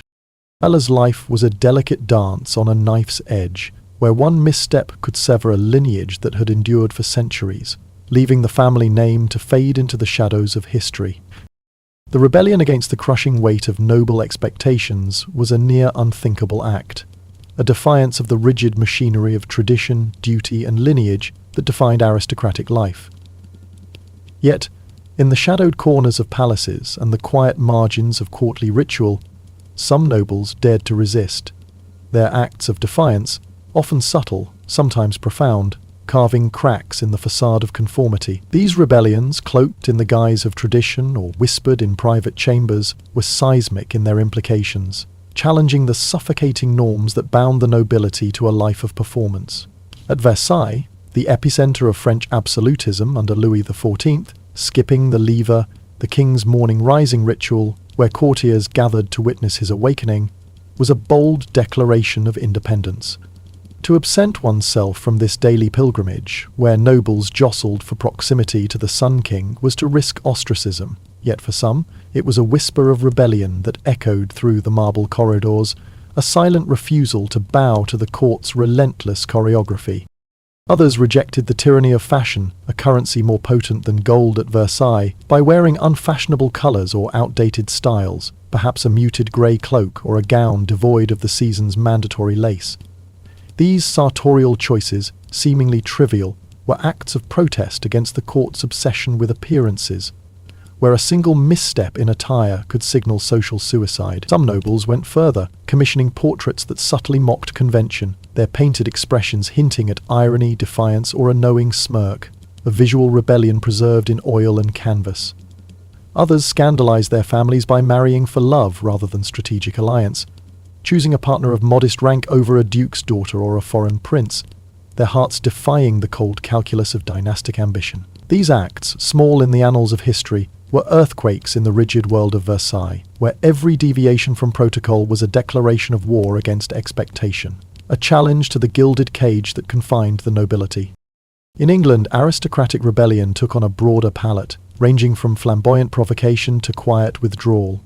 Lord Byron, the quintessential romantic rebel, embodied defiance with a life that mocked the aristocracy's obsession with decorum. His public cross-dressing, donning Turkish robes or women's attire at masquerades, flouted Georgian England's strict gender norms, while his open affairs with lovers of both sexes, from Italian countesses to Cambridge choir boys, scandalized a society that demanded discretion.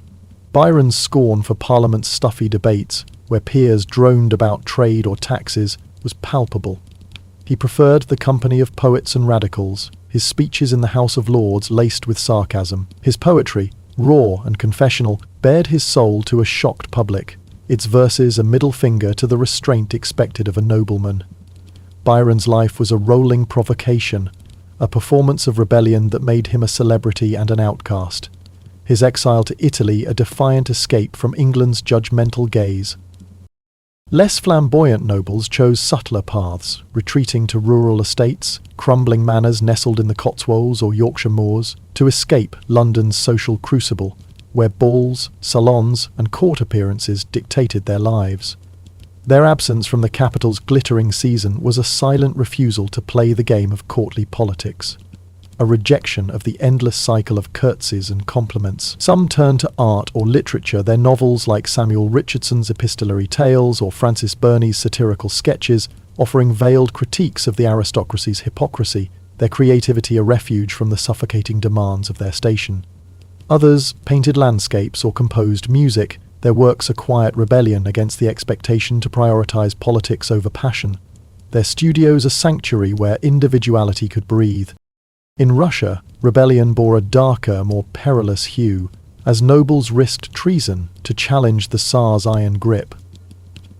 The Russian court, under autocrats like Peter the Great or Catherine II, was a fortress of surveillance, where dissent could mean exile to Siberia or a swift execution.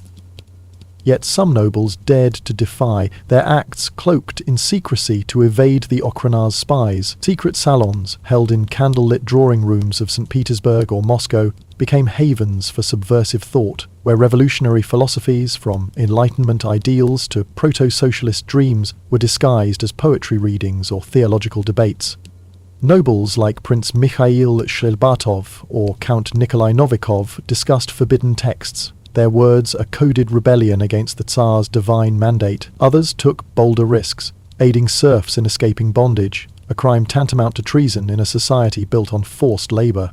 Some funded clandestine schools, teaching serfs to read and write, or granted freedom to their own peasants, defying imperial law and risking their titles, lands and lives. These quiet betrayals were not loud revolutions, but hairline fractures in the facade of noble obedience. each act a gamble with the family's survival. A single intercepted letter or a traitor's whisper could bring the Tsar's wrath, yet these nobles persisted, their defiance a testament to a conscience that refused to bend, their drawing rooms a battlefield where ideas fought against oppression. In Japan's Heian 7-9-4-1-185 CE and Tokugawa 1603-1868 eras, rebellion was an art form, cloaked in the subtlety of ritual and the elegance of tradition. The Japanese court, whether under the emperor in Kyoto or the shogun in Edo, was a world of codified gestures where a misstep could unravel centuries of lineage. A poorly timed waka poem, its 31 syllables laden with hidden insult, could undermine a rival or signal dissent, its delicate words a dagger aimed at the heart of courtly harmony. A gift presented with the wrong wrapping, perhaps paper of an inauspicious colour, could convey contempt, its recipient forced to smile while decoding the slight. A refusal to shave one's head in mourning, a ritual expected of loyal courtiers, was a rejection of norms, a silent protest against the court's suffocating expectations. Noble women in particular wielded poetry as a weapon.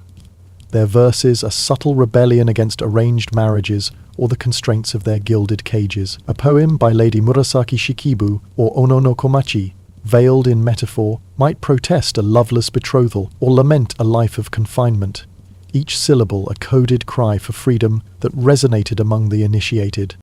Some women withdrew to convents, not out of piety but as a desperate escape, their tonsured heads a shield against a world that demanded their submission.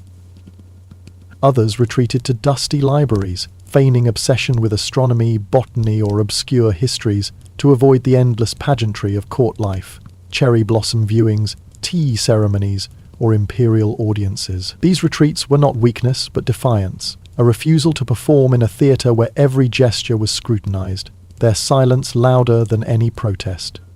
These rebels, whether through poetry or withdrawal, rarely made history books, their names absent from chronicles of shoguns or emperors, but their quiet acts chipped away at the illusion of perfect obedience, their whispered refusals a clarion call in a world where conformity was absolute.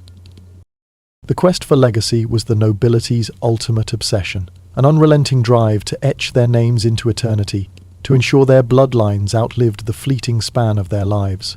They poured their lives into this project, crafting monuments of oil and stone to defy oblivion. Portraits, hung in grand halls of chateaux or manor houses, captured their likenesses in velvet and lace, their gazes fixed on posterity. Marble crests carved above ancestral doorways bore their heraldic symbols, lions, eagles, or fleur-de-lis, each line a testament to lineage.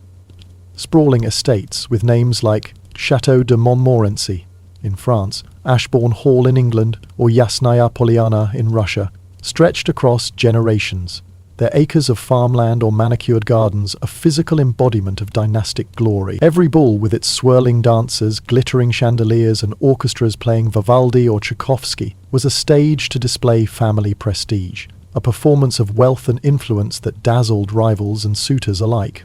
Every battle, whether fought with swords on fields like Agincourt or with words in parliamentary debates, was a chance to cement a dynasty's name in chronicles or gazettes. Every betrothal, negotiated with the precision of a treaty, was a strategic move to ensure the bloodline's survival, linking houses through marriage, to forge alliances or secure fortunes. Nobles lived for posterity, their every action a brick in the edifice of their legacy, their lives a relentless performance to ensure their family's story endured beyond their mortal coils, a bulwark against the erosion of time.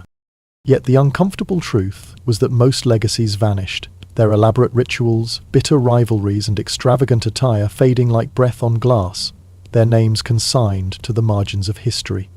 In France, the revolution of 1789-1799 was a cataclysm that shattered the aristocratic dream of immortality. Entire bloodlines were erased, their chateaux stormed by angry mobs wielding pikes and torches. Portraits, once revered, were defaced, their canvases slashed or burned in revolutionary bonfires. Names, synonymous with power, were banned by decrees of the National Convention, their titles replaced by the egalitarian citizen. Estates, like Versailles or Chenonceau, were confiscated, their lands redistributed to peasants or repurposed as museums. Their grandeur a relic of a despised Ancien Régime, nobles who had obsessed over their place in history, commissioning grand statues of themselves in togas, endowing churches with stained glass windows or dictating memoirs to immortalize their deeds, were swept away, their legacies reduced to cautionary tales of hubris and excess. Some survived, fleeing to foreign courts in Austria, England or Russia, their jewels hidden in fireplace bricks or sewn into hemlines, their titles mere echoes in exile. Others changed names, adopting pseudonyms to blend into the new Republican order, their aristocratic past a dangerous secret. The revolution was not just a political upheaval, but a cultural annihilation, stripping the nobility of the permanence they had chased, their dreams of eternity shattered by the guillotine's blade. In England, the aristocracy's legal protections and landed wealth offered some resilience, but even they were not immune to oblivion. The Industrial Revolution and shifting social tides eroded their dominance, as merchant wealth and parliamentary reform diluted their power. Once buzzing estates, their halls filled with laughter and minuets fell into ruin, their tapestries moth-eaten, their marble floors cracked by neglect. Family names, once emblazoned in peerage rolls, dissolved through scandal, adulterous affairs splashed across broadsheets, gambling debts that bankrupted dynasties, or poor marriages that merged noble blood with untitled fortunes, diluting lineage. Heirless lines were the ultimate tragedy. A family's legacy extinguished for lack of a successor, their manors sold to nouveau riche industrialists, or left to crumble into ivy-choked ruins. In Russia, noble families faced annihilation under Tsarist purges or the Bolshevik Revolution of 1917, their palaces looted, their lands redistributed to collectives. Names like Romanov or Golitsyn, once synonymous with imperial splendor, were erased or exiled, their legacies buried under Soviet decrees. In Japan, the Heian aristocracy, with its refined poetry and courtly rituals, was eclipsed by the samurai and shogunate, their ceremonies fading into obscurity, their names reduced to museum labels or footnotes in chronicles like the Tale of Genji. The Tokugawa era saw noble families struggle to maintain relevance, their stipends insufficient to sustain courtly grandeur, their influence waning as military might overshadow cultural finesse. Nobles who sought to control their narrative, commissioning epic biographies, dictating verbose memoirs, or funding churches with golden altars, found their efforts fleeting. Their stories, meant to echo through ages, were buried in dusty archives, their secrets hidden in coded letters or whispered rumors among descendants. The grand narrative of nobility was not one of eternal glory, but of selective survival, a performance of permanence that crumbled under the weight of time, revolution, and human frailty. The rebels, with their quiet refusals, left a subtler mark, their defiance a ripple in the tide of conformity, their lives a testament to the human spirit's refusal to be wholly chained. Legacy, for all its allure, was an illusion, a mirage, chased through ballrooms and battlefields, its promise of eternity undone by history's relentless march. Yet, in their whispered rebellions and fleeting monuments, the nobility's story endures, not as a triumph of permanence, but as a poignant reminder of the fragility of human ambition, a drama played out on history's unforgiving stage. In England, the aristocracy's legal protections and landed wealth offered some resilience, but even they were not immune to irrelevance. Once buzzing estates, their halls filled with laughter and music, now sit in ruin, their tapestries gathering dust, their marble floors cracked by time. Family names, once synonymous with power, dissolved through scandal, affairs that shocked society, gambling debts that bankrupted dynasties, or poor marriages that diluted bloodlines. Heirless lines were the ultimate tragedy, a family's legacy snuffed out for lack of a successor, their manors sold to merchants or left to crumble. In Japan, the Heian aristocracy, with its refined poetry and intricate court rituals, was eclipsed by the rise of the samurai and shogunate, their ceremonies fading into obscurity, their proud names reduced to museum labels or footnotes in chronicles. The Tokugawa era saw noble families struggle to maintain relevance, their stipends insufficient to sustain the grandeur expected of them, their influence waning as military power overshadowed courtly grace. In Russia, noble families faced annihilation under Tsarist purges or the Bolshevik Revolution of 1917, their vast lands redistributed, their palaces looted, their legacies erased by a stroke of a pen or the slash of a bayonet.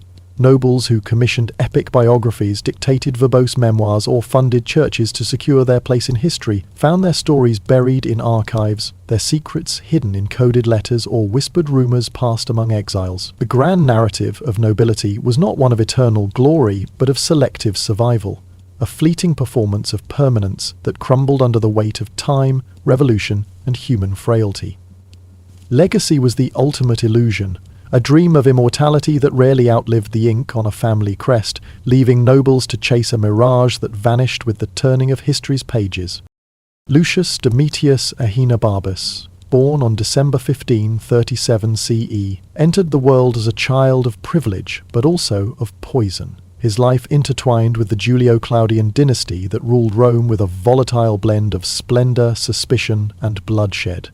His lineage was imperial, a tangled web of power and ambition, descending from the divine Augustus through his mother, Agrippina the Younger, a woman whose cunning was as legendary as her bloodline. Agrippina, sister of Emperor Caligula, great-granddaughter of Augustus, and one of Rome's most formidable political players, navigated the treacherous currents of the imperial court with a predator's precision. His father, Gnaeus Domitius Ahenobarbus, was a man of arrogance and cruelty, whose reputation for ruthlessness preceded him. When congratulated on the birth of his son, Domitius reportedly sneered, "Nothing could be born from me and Agrippina but something monstrous," a remark that hung over the child like a dark prophecy. Whether born of bitterness or foresight, journey's end, time would reveal its weight. At the tender age of 2, Lucius lost his father to dropsy, or perhaps to poison, in a Rome where death was as often a scheme as a sickness. Agrippina, now a widow with a toddler and no real power, found herself adrift in a city where alliances were fatal and ambition a blood sport. Yet she was a patient predator, biding her time as her brother Caligula spiraled into tyranny, his reign ending in a hail of daggers from his own guards in 41 CE. She watched as Claudius, her stammering, bookish uncle, was unexpectedly raised to the purple robe, an unlikely emperor in a city of wolves. Agrippina's moment came in 49 CE, when she seduced Claudius, her own uncle, and married him, a union that shocked Rome but secured her son's future.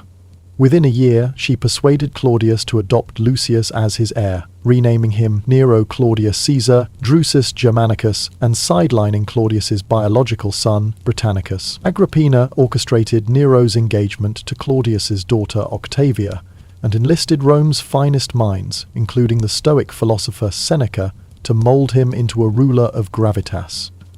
From the outside, Nero was being groomed for greatness, schooled in rhetoric, poetry, philosophy, and music, learning to command crowds, recite Homer, and sway public opinion. Yet Agrippina held the reins, appearing beside him in ceremonies, managing his household, and ensuring all knew who truly wielded power. Nero's rise was not a matter of destiny, but a masterpiece of maternal engineering, a gilded nursery of ambition and manipulation, where the seeds of a chaotic reign were sown in silence. In 54 CE, at just 16, Nero became emperor, his adoptive father Claudius dead, officially of illness, though whispers of poison pointed to Agrippina, whose impatience had grown as Claudius wavered toward Britannicus. Legend spoke of mushrooms, the food of the gods, as the vehicle of murder, a dark jest among Rome's elite. With Claudius gone, Nero was thrust onto the throne, the Senate's approval and the Praetorian Guard's cheers, orchestrated by Agrippina, who stood triumphant in gold, flanked by guards, the true architect of the regime. Yet she had not raised an emperor, but a puppet, one whose strings she intended to pull. Early in Nero's reign, Rome flourished, soldiers received bonuses, public games dazzled, and promises of Augustan values restored hope. Behind the scenes, Seneca, now speechwriter, and Burrus, the pragmatic Praetorian prefect, guided Nero through the complexities of governance, maintaining a facade of noble restraint. But Agrippina was not content to linger in the shadows. She demanded to appear on coins beside Nero, a bold move no Roman mother had dared, intruded on state meetings, and even strode into the Senate chamber uninvited, reminding her son who had made him emperor. Nero, chafing under her control, began to assert himself, surrounding himself with pleasure-seekers and artists, men who indulged his passions rather than his duties. His love for Acte, a former slave, horrified Agrippina, who envisioned a royal match, not a commoner's embrace. The once unbreakable bond between mother and son frayed, the palace echoing with shouting matches, slammed doors, and veiled threat. Agrippina, once the empress maker, became a looming threat, and Nero, desperate to break free, began to reach for darker solutions, setting the stage for a family tragedy that would stain the imperial purple with blood. By 59 CE, the palace was a battlefield of wills, Agrippina's influence a storm cloud over Nero's every decision.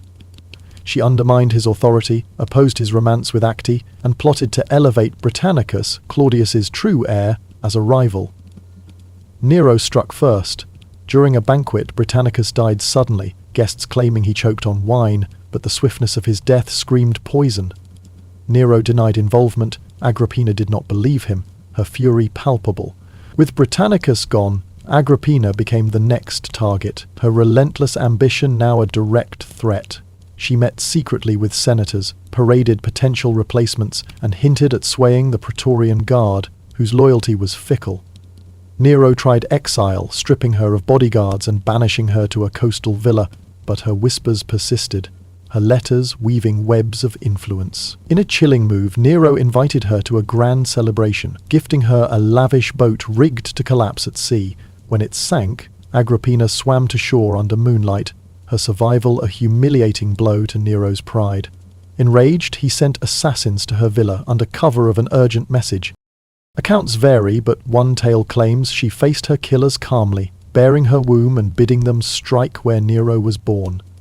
Her murder sent shockwaves through Rome, Nero's guilt consuming him. Sleepless nights, pacing corridors, visions of her ghost haunting the palace. The city whispered of matricide, a crime so unthinkable it branded Nero a monster. Free at last, he had severed his last tether to restraint, unleashing a reign that would spiral into infamy, the promise of his early years drowned in blood. With Agrippina gone, Nero was emperor in full, his power unfiltered by maternal oversight. Yet instead of pursuing military conquest or administrative reform, he turned inward, chasing adoration as an artist rather than a ruler. He saw himself as a poet, singer, and actor, performing publicly in a break from Roman tradition, where the stage was for slaves and foreigners. The Senate was mortified, but Nero was undeterred, training in music and drama, demanding applause from captive audiences. He composed epic verses, sang tragic arias, and recited poetry for hours, his voice a point of pride preserved through bizarre rituals, vomiting purges, prolonged silences, and diets of leeks and vinegar. Senators endured marathon performances, fearing exile or worse for failing to clap.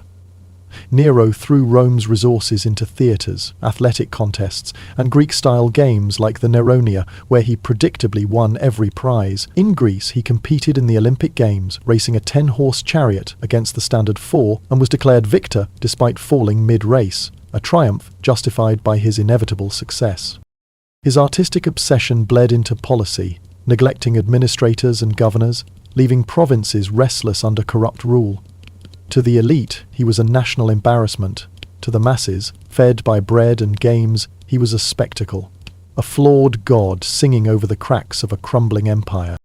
In July 64 CE, a spark ignited near the Circus Maximus, Rome's pulsating heart of chariot races and revelry, and within hours it unleashed a cataclysm that would scar the eternal city and seal the fate of its emperor.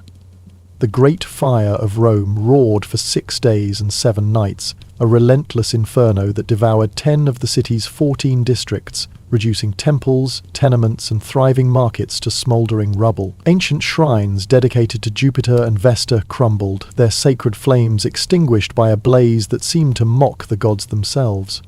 Narrow, overcrowded streets lined with wooden structures and dried by summer's unrelenting heat became a labyrinth of death traps, funneling flames through the capital like a divine curse. Thousands perished, their screams lost in the crackle of collapsing timber, while countless others fled, clutching fragments of their lives, scrolls, heirlooms, or children, as their homes dissolved into ash. The Palatine and Esquiline hills, home to Rome's elite, were not immune. Even aristocratic mansions with their frescoed courtyards and marble colonnades succumbed to the fire's insatiable hunger. By the time of the blaze, Rome, the mistress of the Mediterranean, stood humbled, its skyline a graveyard of charred beams and broken dreams. Rumours swirled in the fire's wake, each more damning than the last, weaving a narrative of betrayal that clung to Nero like a shroud. Some whispered that the emperor, perched atop a tower on the Palatine, had watched the flames dance, strumming his lyre and chanting verses of Troy's mythical destruction. His voice a chilling elegy to the city's ruin. Others, emboldened by outrage, swore Nero had orchestrated the fire himself, a mad act to clear the cramped, chaotic heart of Rome for a grandiose palace that would immortalize his name. These tales, born in the panic of a burning city, were fueled by Nero's reputation as a flamboyant performer, a ruler who preferred the stage to the Senate. Yet evidence suggests Nero was not in Rome when the fire began, likely at his villa in Antium, some 35 miles away, where he indulged in poetry and music far from the capital's chaos. When news reached him, he returned with theatrical urgency, his arrival a performance of imperial concern. He threw open his private gardens on the Vatican Hill to shelter refugees, their makeshift tents a stark contrast to the gilded fountains and manicured hedges. He organized food deliveries, dispatching grain from Ostia's warehouses to feed the displaced, and pledged funds to rebuild, promising a new Rome with wider streets and fire-resistant stone. These acts were pragmatic, even compassionate, but they could not douse the suspicion that lingered like smoke.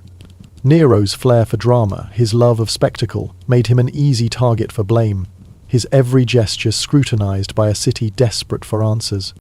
To deflect the accusations, Nero, ever the showman, sought a scapegoat, and his gaze fell on a marginalized sect, already viewed with suspicion, the Christians. This small, enigmatic group, followers of a crucified Jewish preacher, were mistrusted for their refusal to worship Roman gods and their secretive gatherings, which sparked rumors of subversive rituals. Nero accused them of arson, a charge as convenient as it was baseless, and unleashed a persecution so brutal it would echo through centuries. Christians were rounded up in dawn raids, their homes torn apart by praetorian guards. Some were torn apart by starved dogs in public arenas, their screams a grim entertainment for crowds seeking vengeance. Others were crucified along the Appian Way, their bodies left to rot as a warning to dissenters. Most horrifyingly, Nero ordered Christians burned alive as human torches to illuminate his garden parties, their writhing forms casting grotesque shadows across the Palatine as guests sipped wine and feigned indifference. This was not justice, but theatre, a grotesque spectacle staged to shift blame and sate the mob's fury. The persecution, while cementing Nero's image as a tyrant, also galvanized the Christian community, their martyrdom sowing seeds of a faith that would one day reshape the empire. Yet for Nero, it was a fleeting victory, a distraction that failed to quell the growing unrest among Rome's elite, who saw his cruelty as further proof of his unfitness to rule. On the city's ashes, Nero unveiled his most audacious project, the Domus Aurea, the Golden House, a pleasure palace that would redefine extravagance and crystallize his vision of divine rule. Spanning up to 300 acres across the heart of Rome, this sprawling complex was a monument to Nero's ego, its scale and opulence defying comprehension.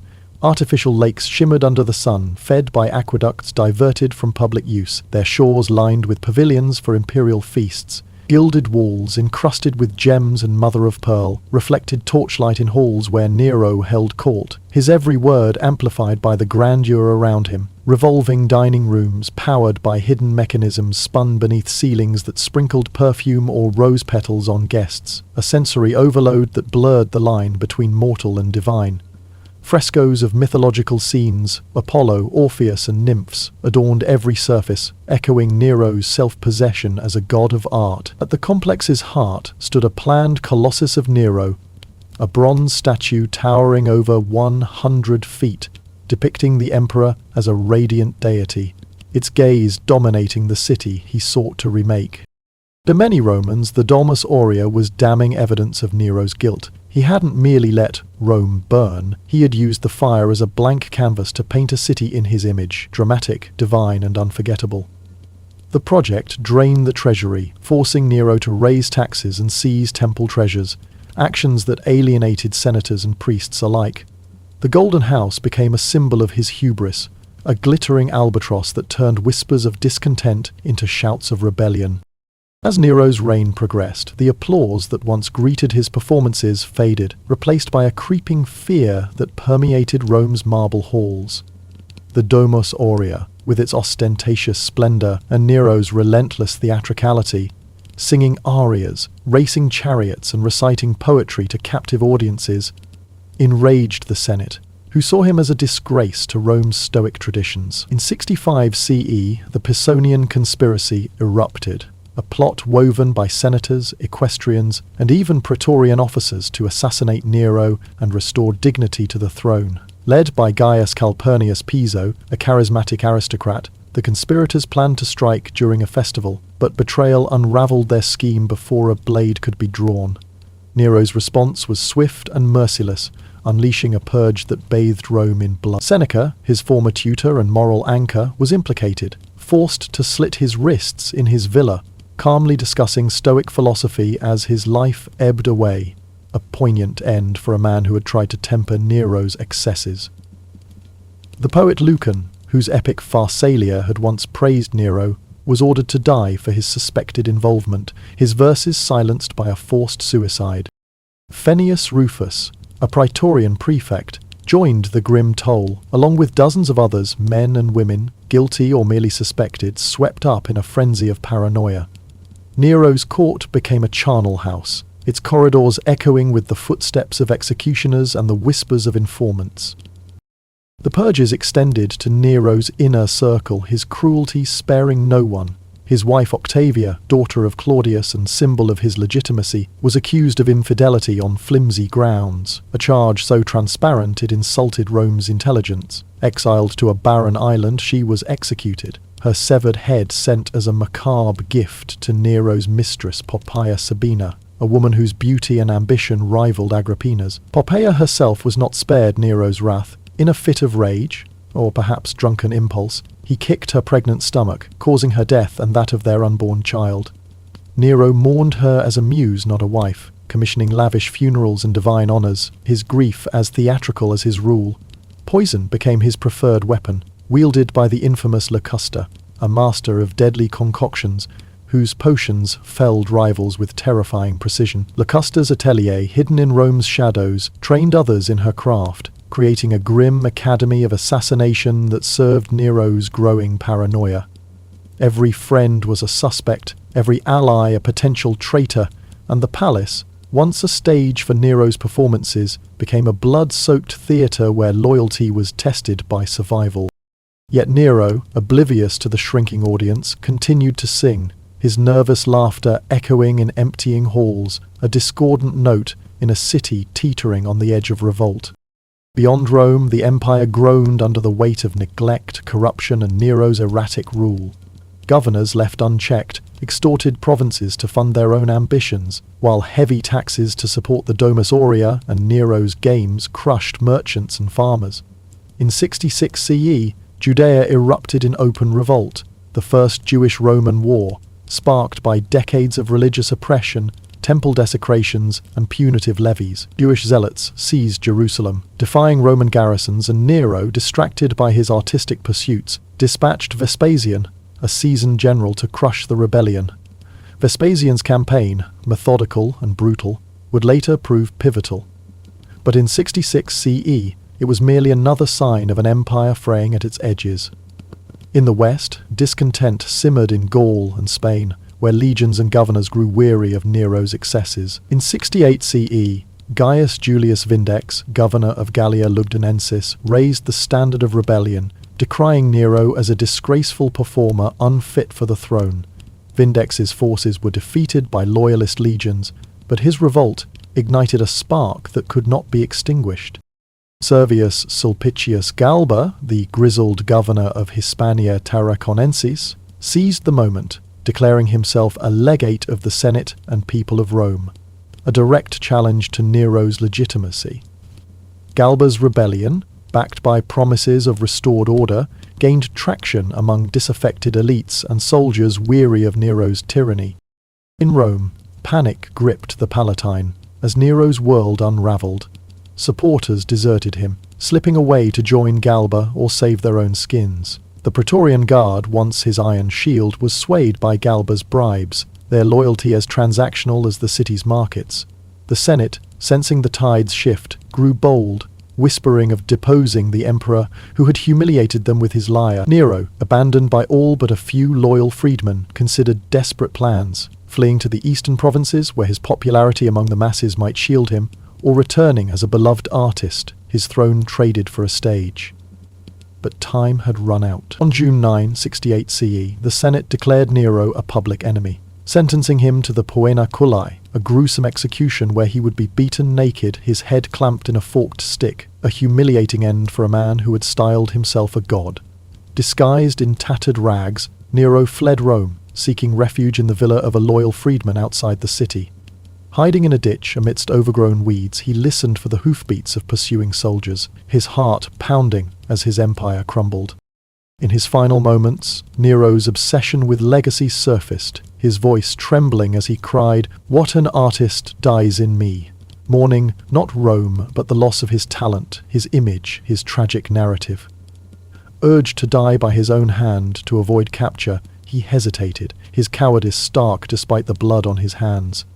With the aid of a freedman, Epaphroditus, he pressed a dagger to his throat, the blade piercing flesh as he gasped, "Too late, this is fidelity," his lungs filling with blood. At 30, the last Julio-Claudian emperor died, his body buried in a simple grave, stripped of divine honours, a quiet end to a reign that had set Rome ablaze. Nero's death plunged Rome into chaos, sparking the Year of the Four Emperors, a civil war that saw Galba, Otho, Vitellius and Vespasian vie for the throne in a brutal scramble for power. Yet Nero's legend outlived his corpse, growing like wildfire in the empire's imagination. Some Romans rejoiced, toasting the end of a tyrant.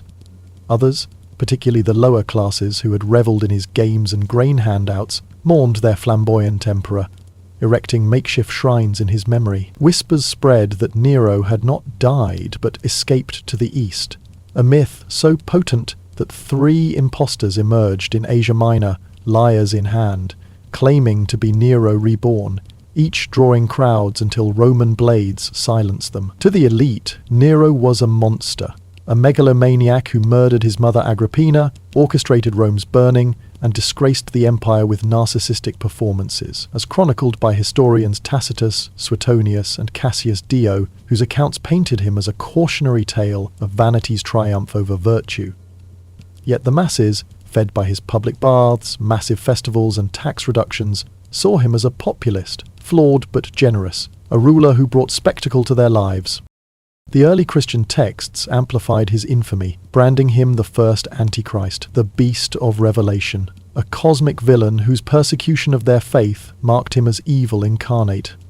Nero was theatrical, impulsive, absurd, a ruler who cast himself as poet, god, and tragic hero, his death a final act worthy of a Greek tragedy. In the centuries that followed, Nero's story captivated artists, playwrights, and filmmakers, who resurrected him as a symbol of fallen grandeur, a ruler consumed by beauty's allure, yet blind to power's ugliness. His name became shorthand for excess, decline, and the perils of ego, a lesson in what happens when a ruler prioritizes image over empire. Yet Nero's strangest legacy was his understanding of power's performative nature, a revelation centuries ahead of its time. He grasped that spectacle could outshine policy, that a carefully crafted narrative could shape history's memory more enduringly than laws or conquests. The Great Fire, the Domus Aurea, the Christian persecutions, all were stages in Nero's grand drama, each act designed to etch his name into eternity. 2 millennia later, Nero endures, not as the ruler of Rome, but as the artist who burned his name into history's stage, a figure whose flaws and flamboyance continue to fascinate, a reminder that even in ruin, a performer can steal the spotlight.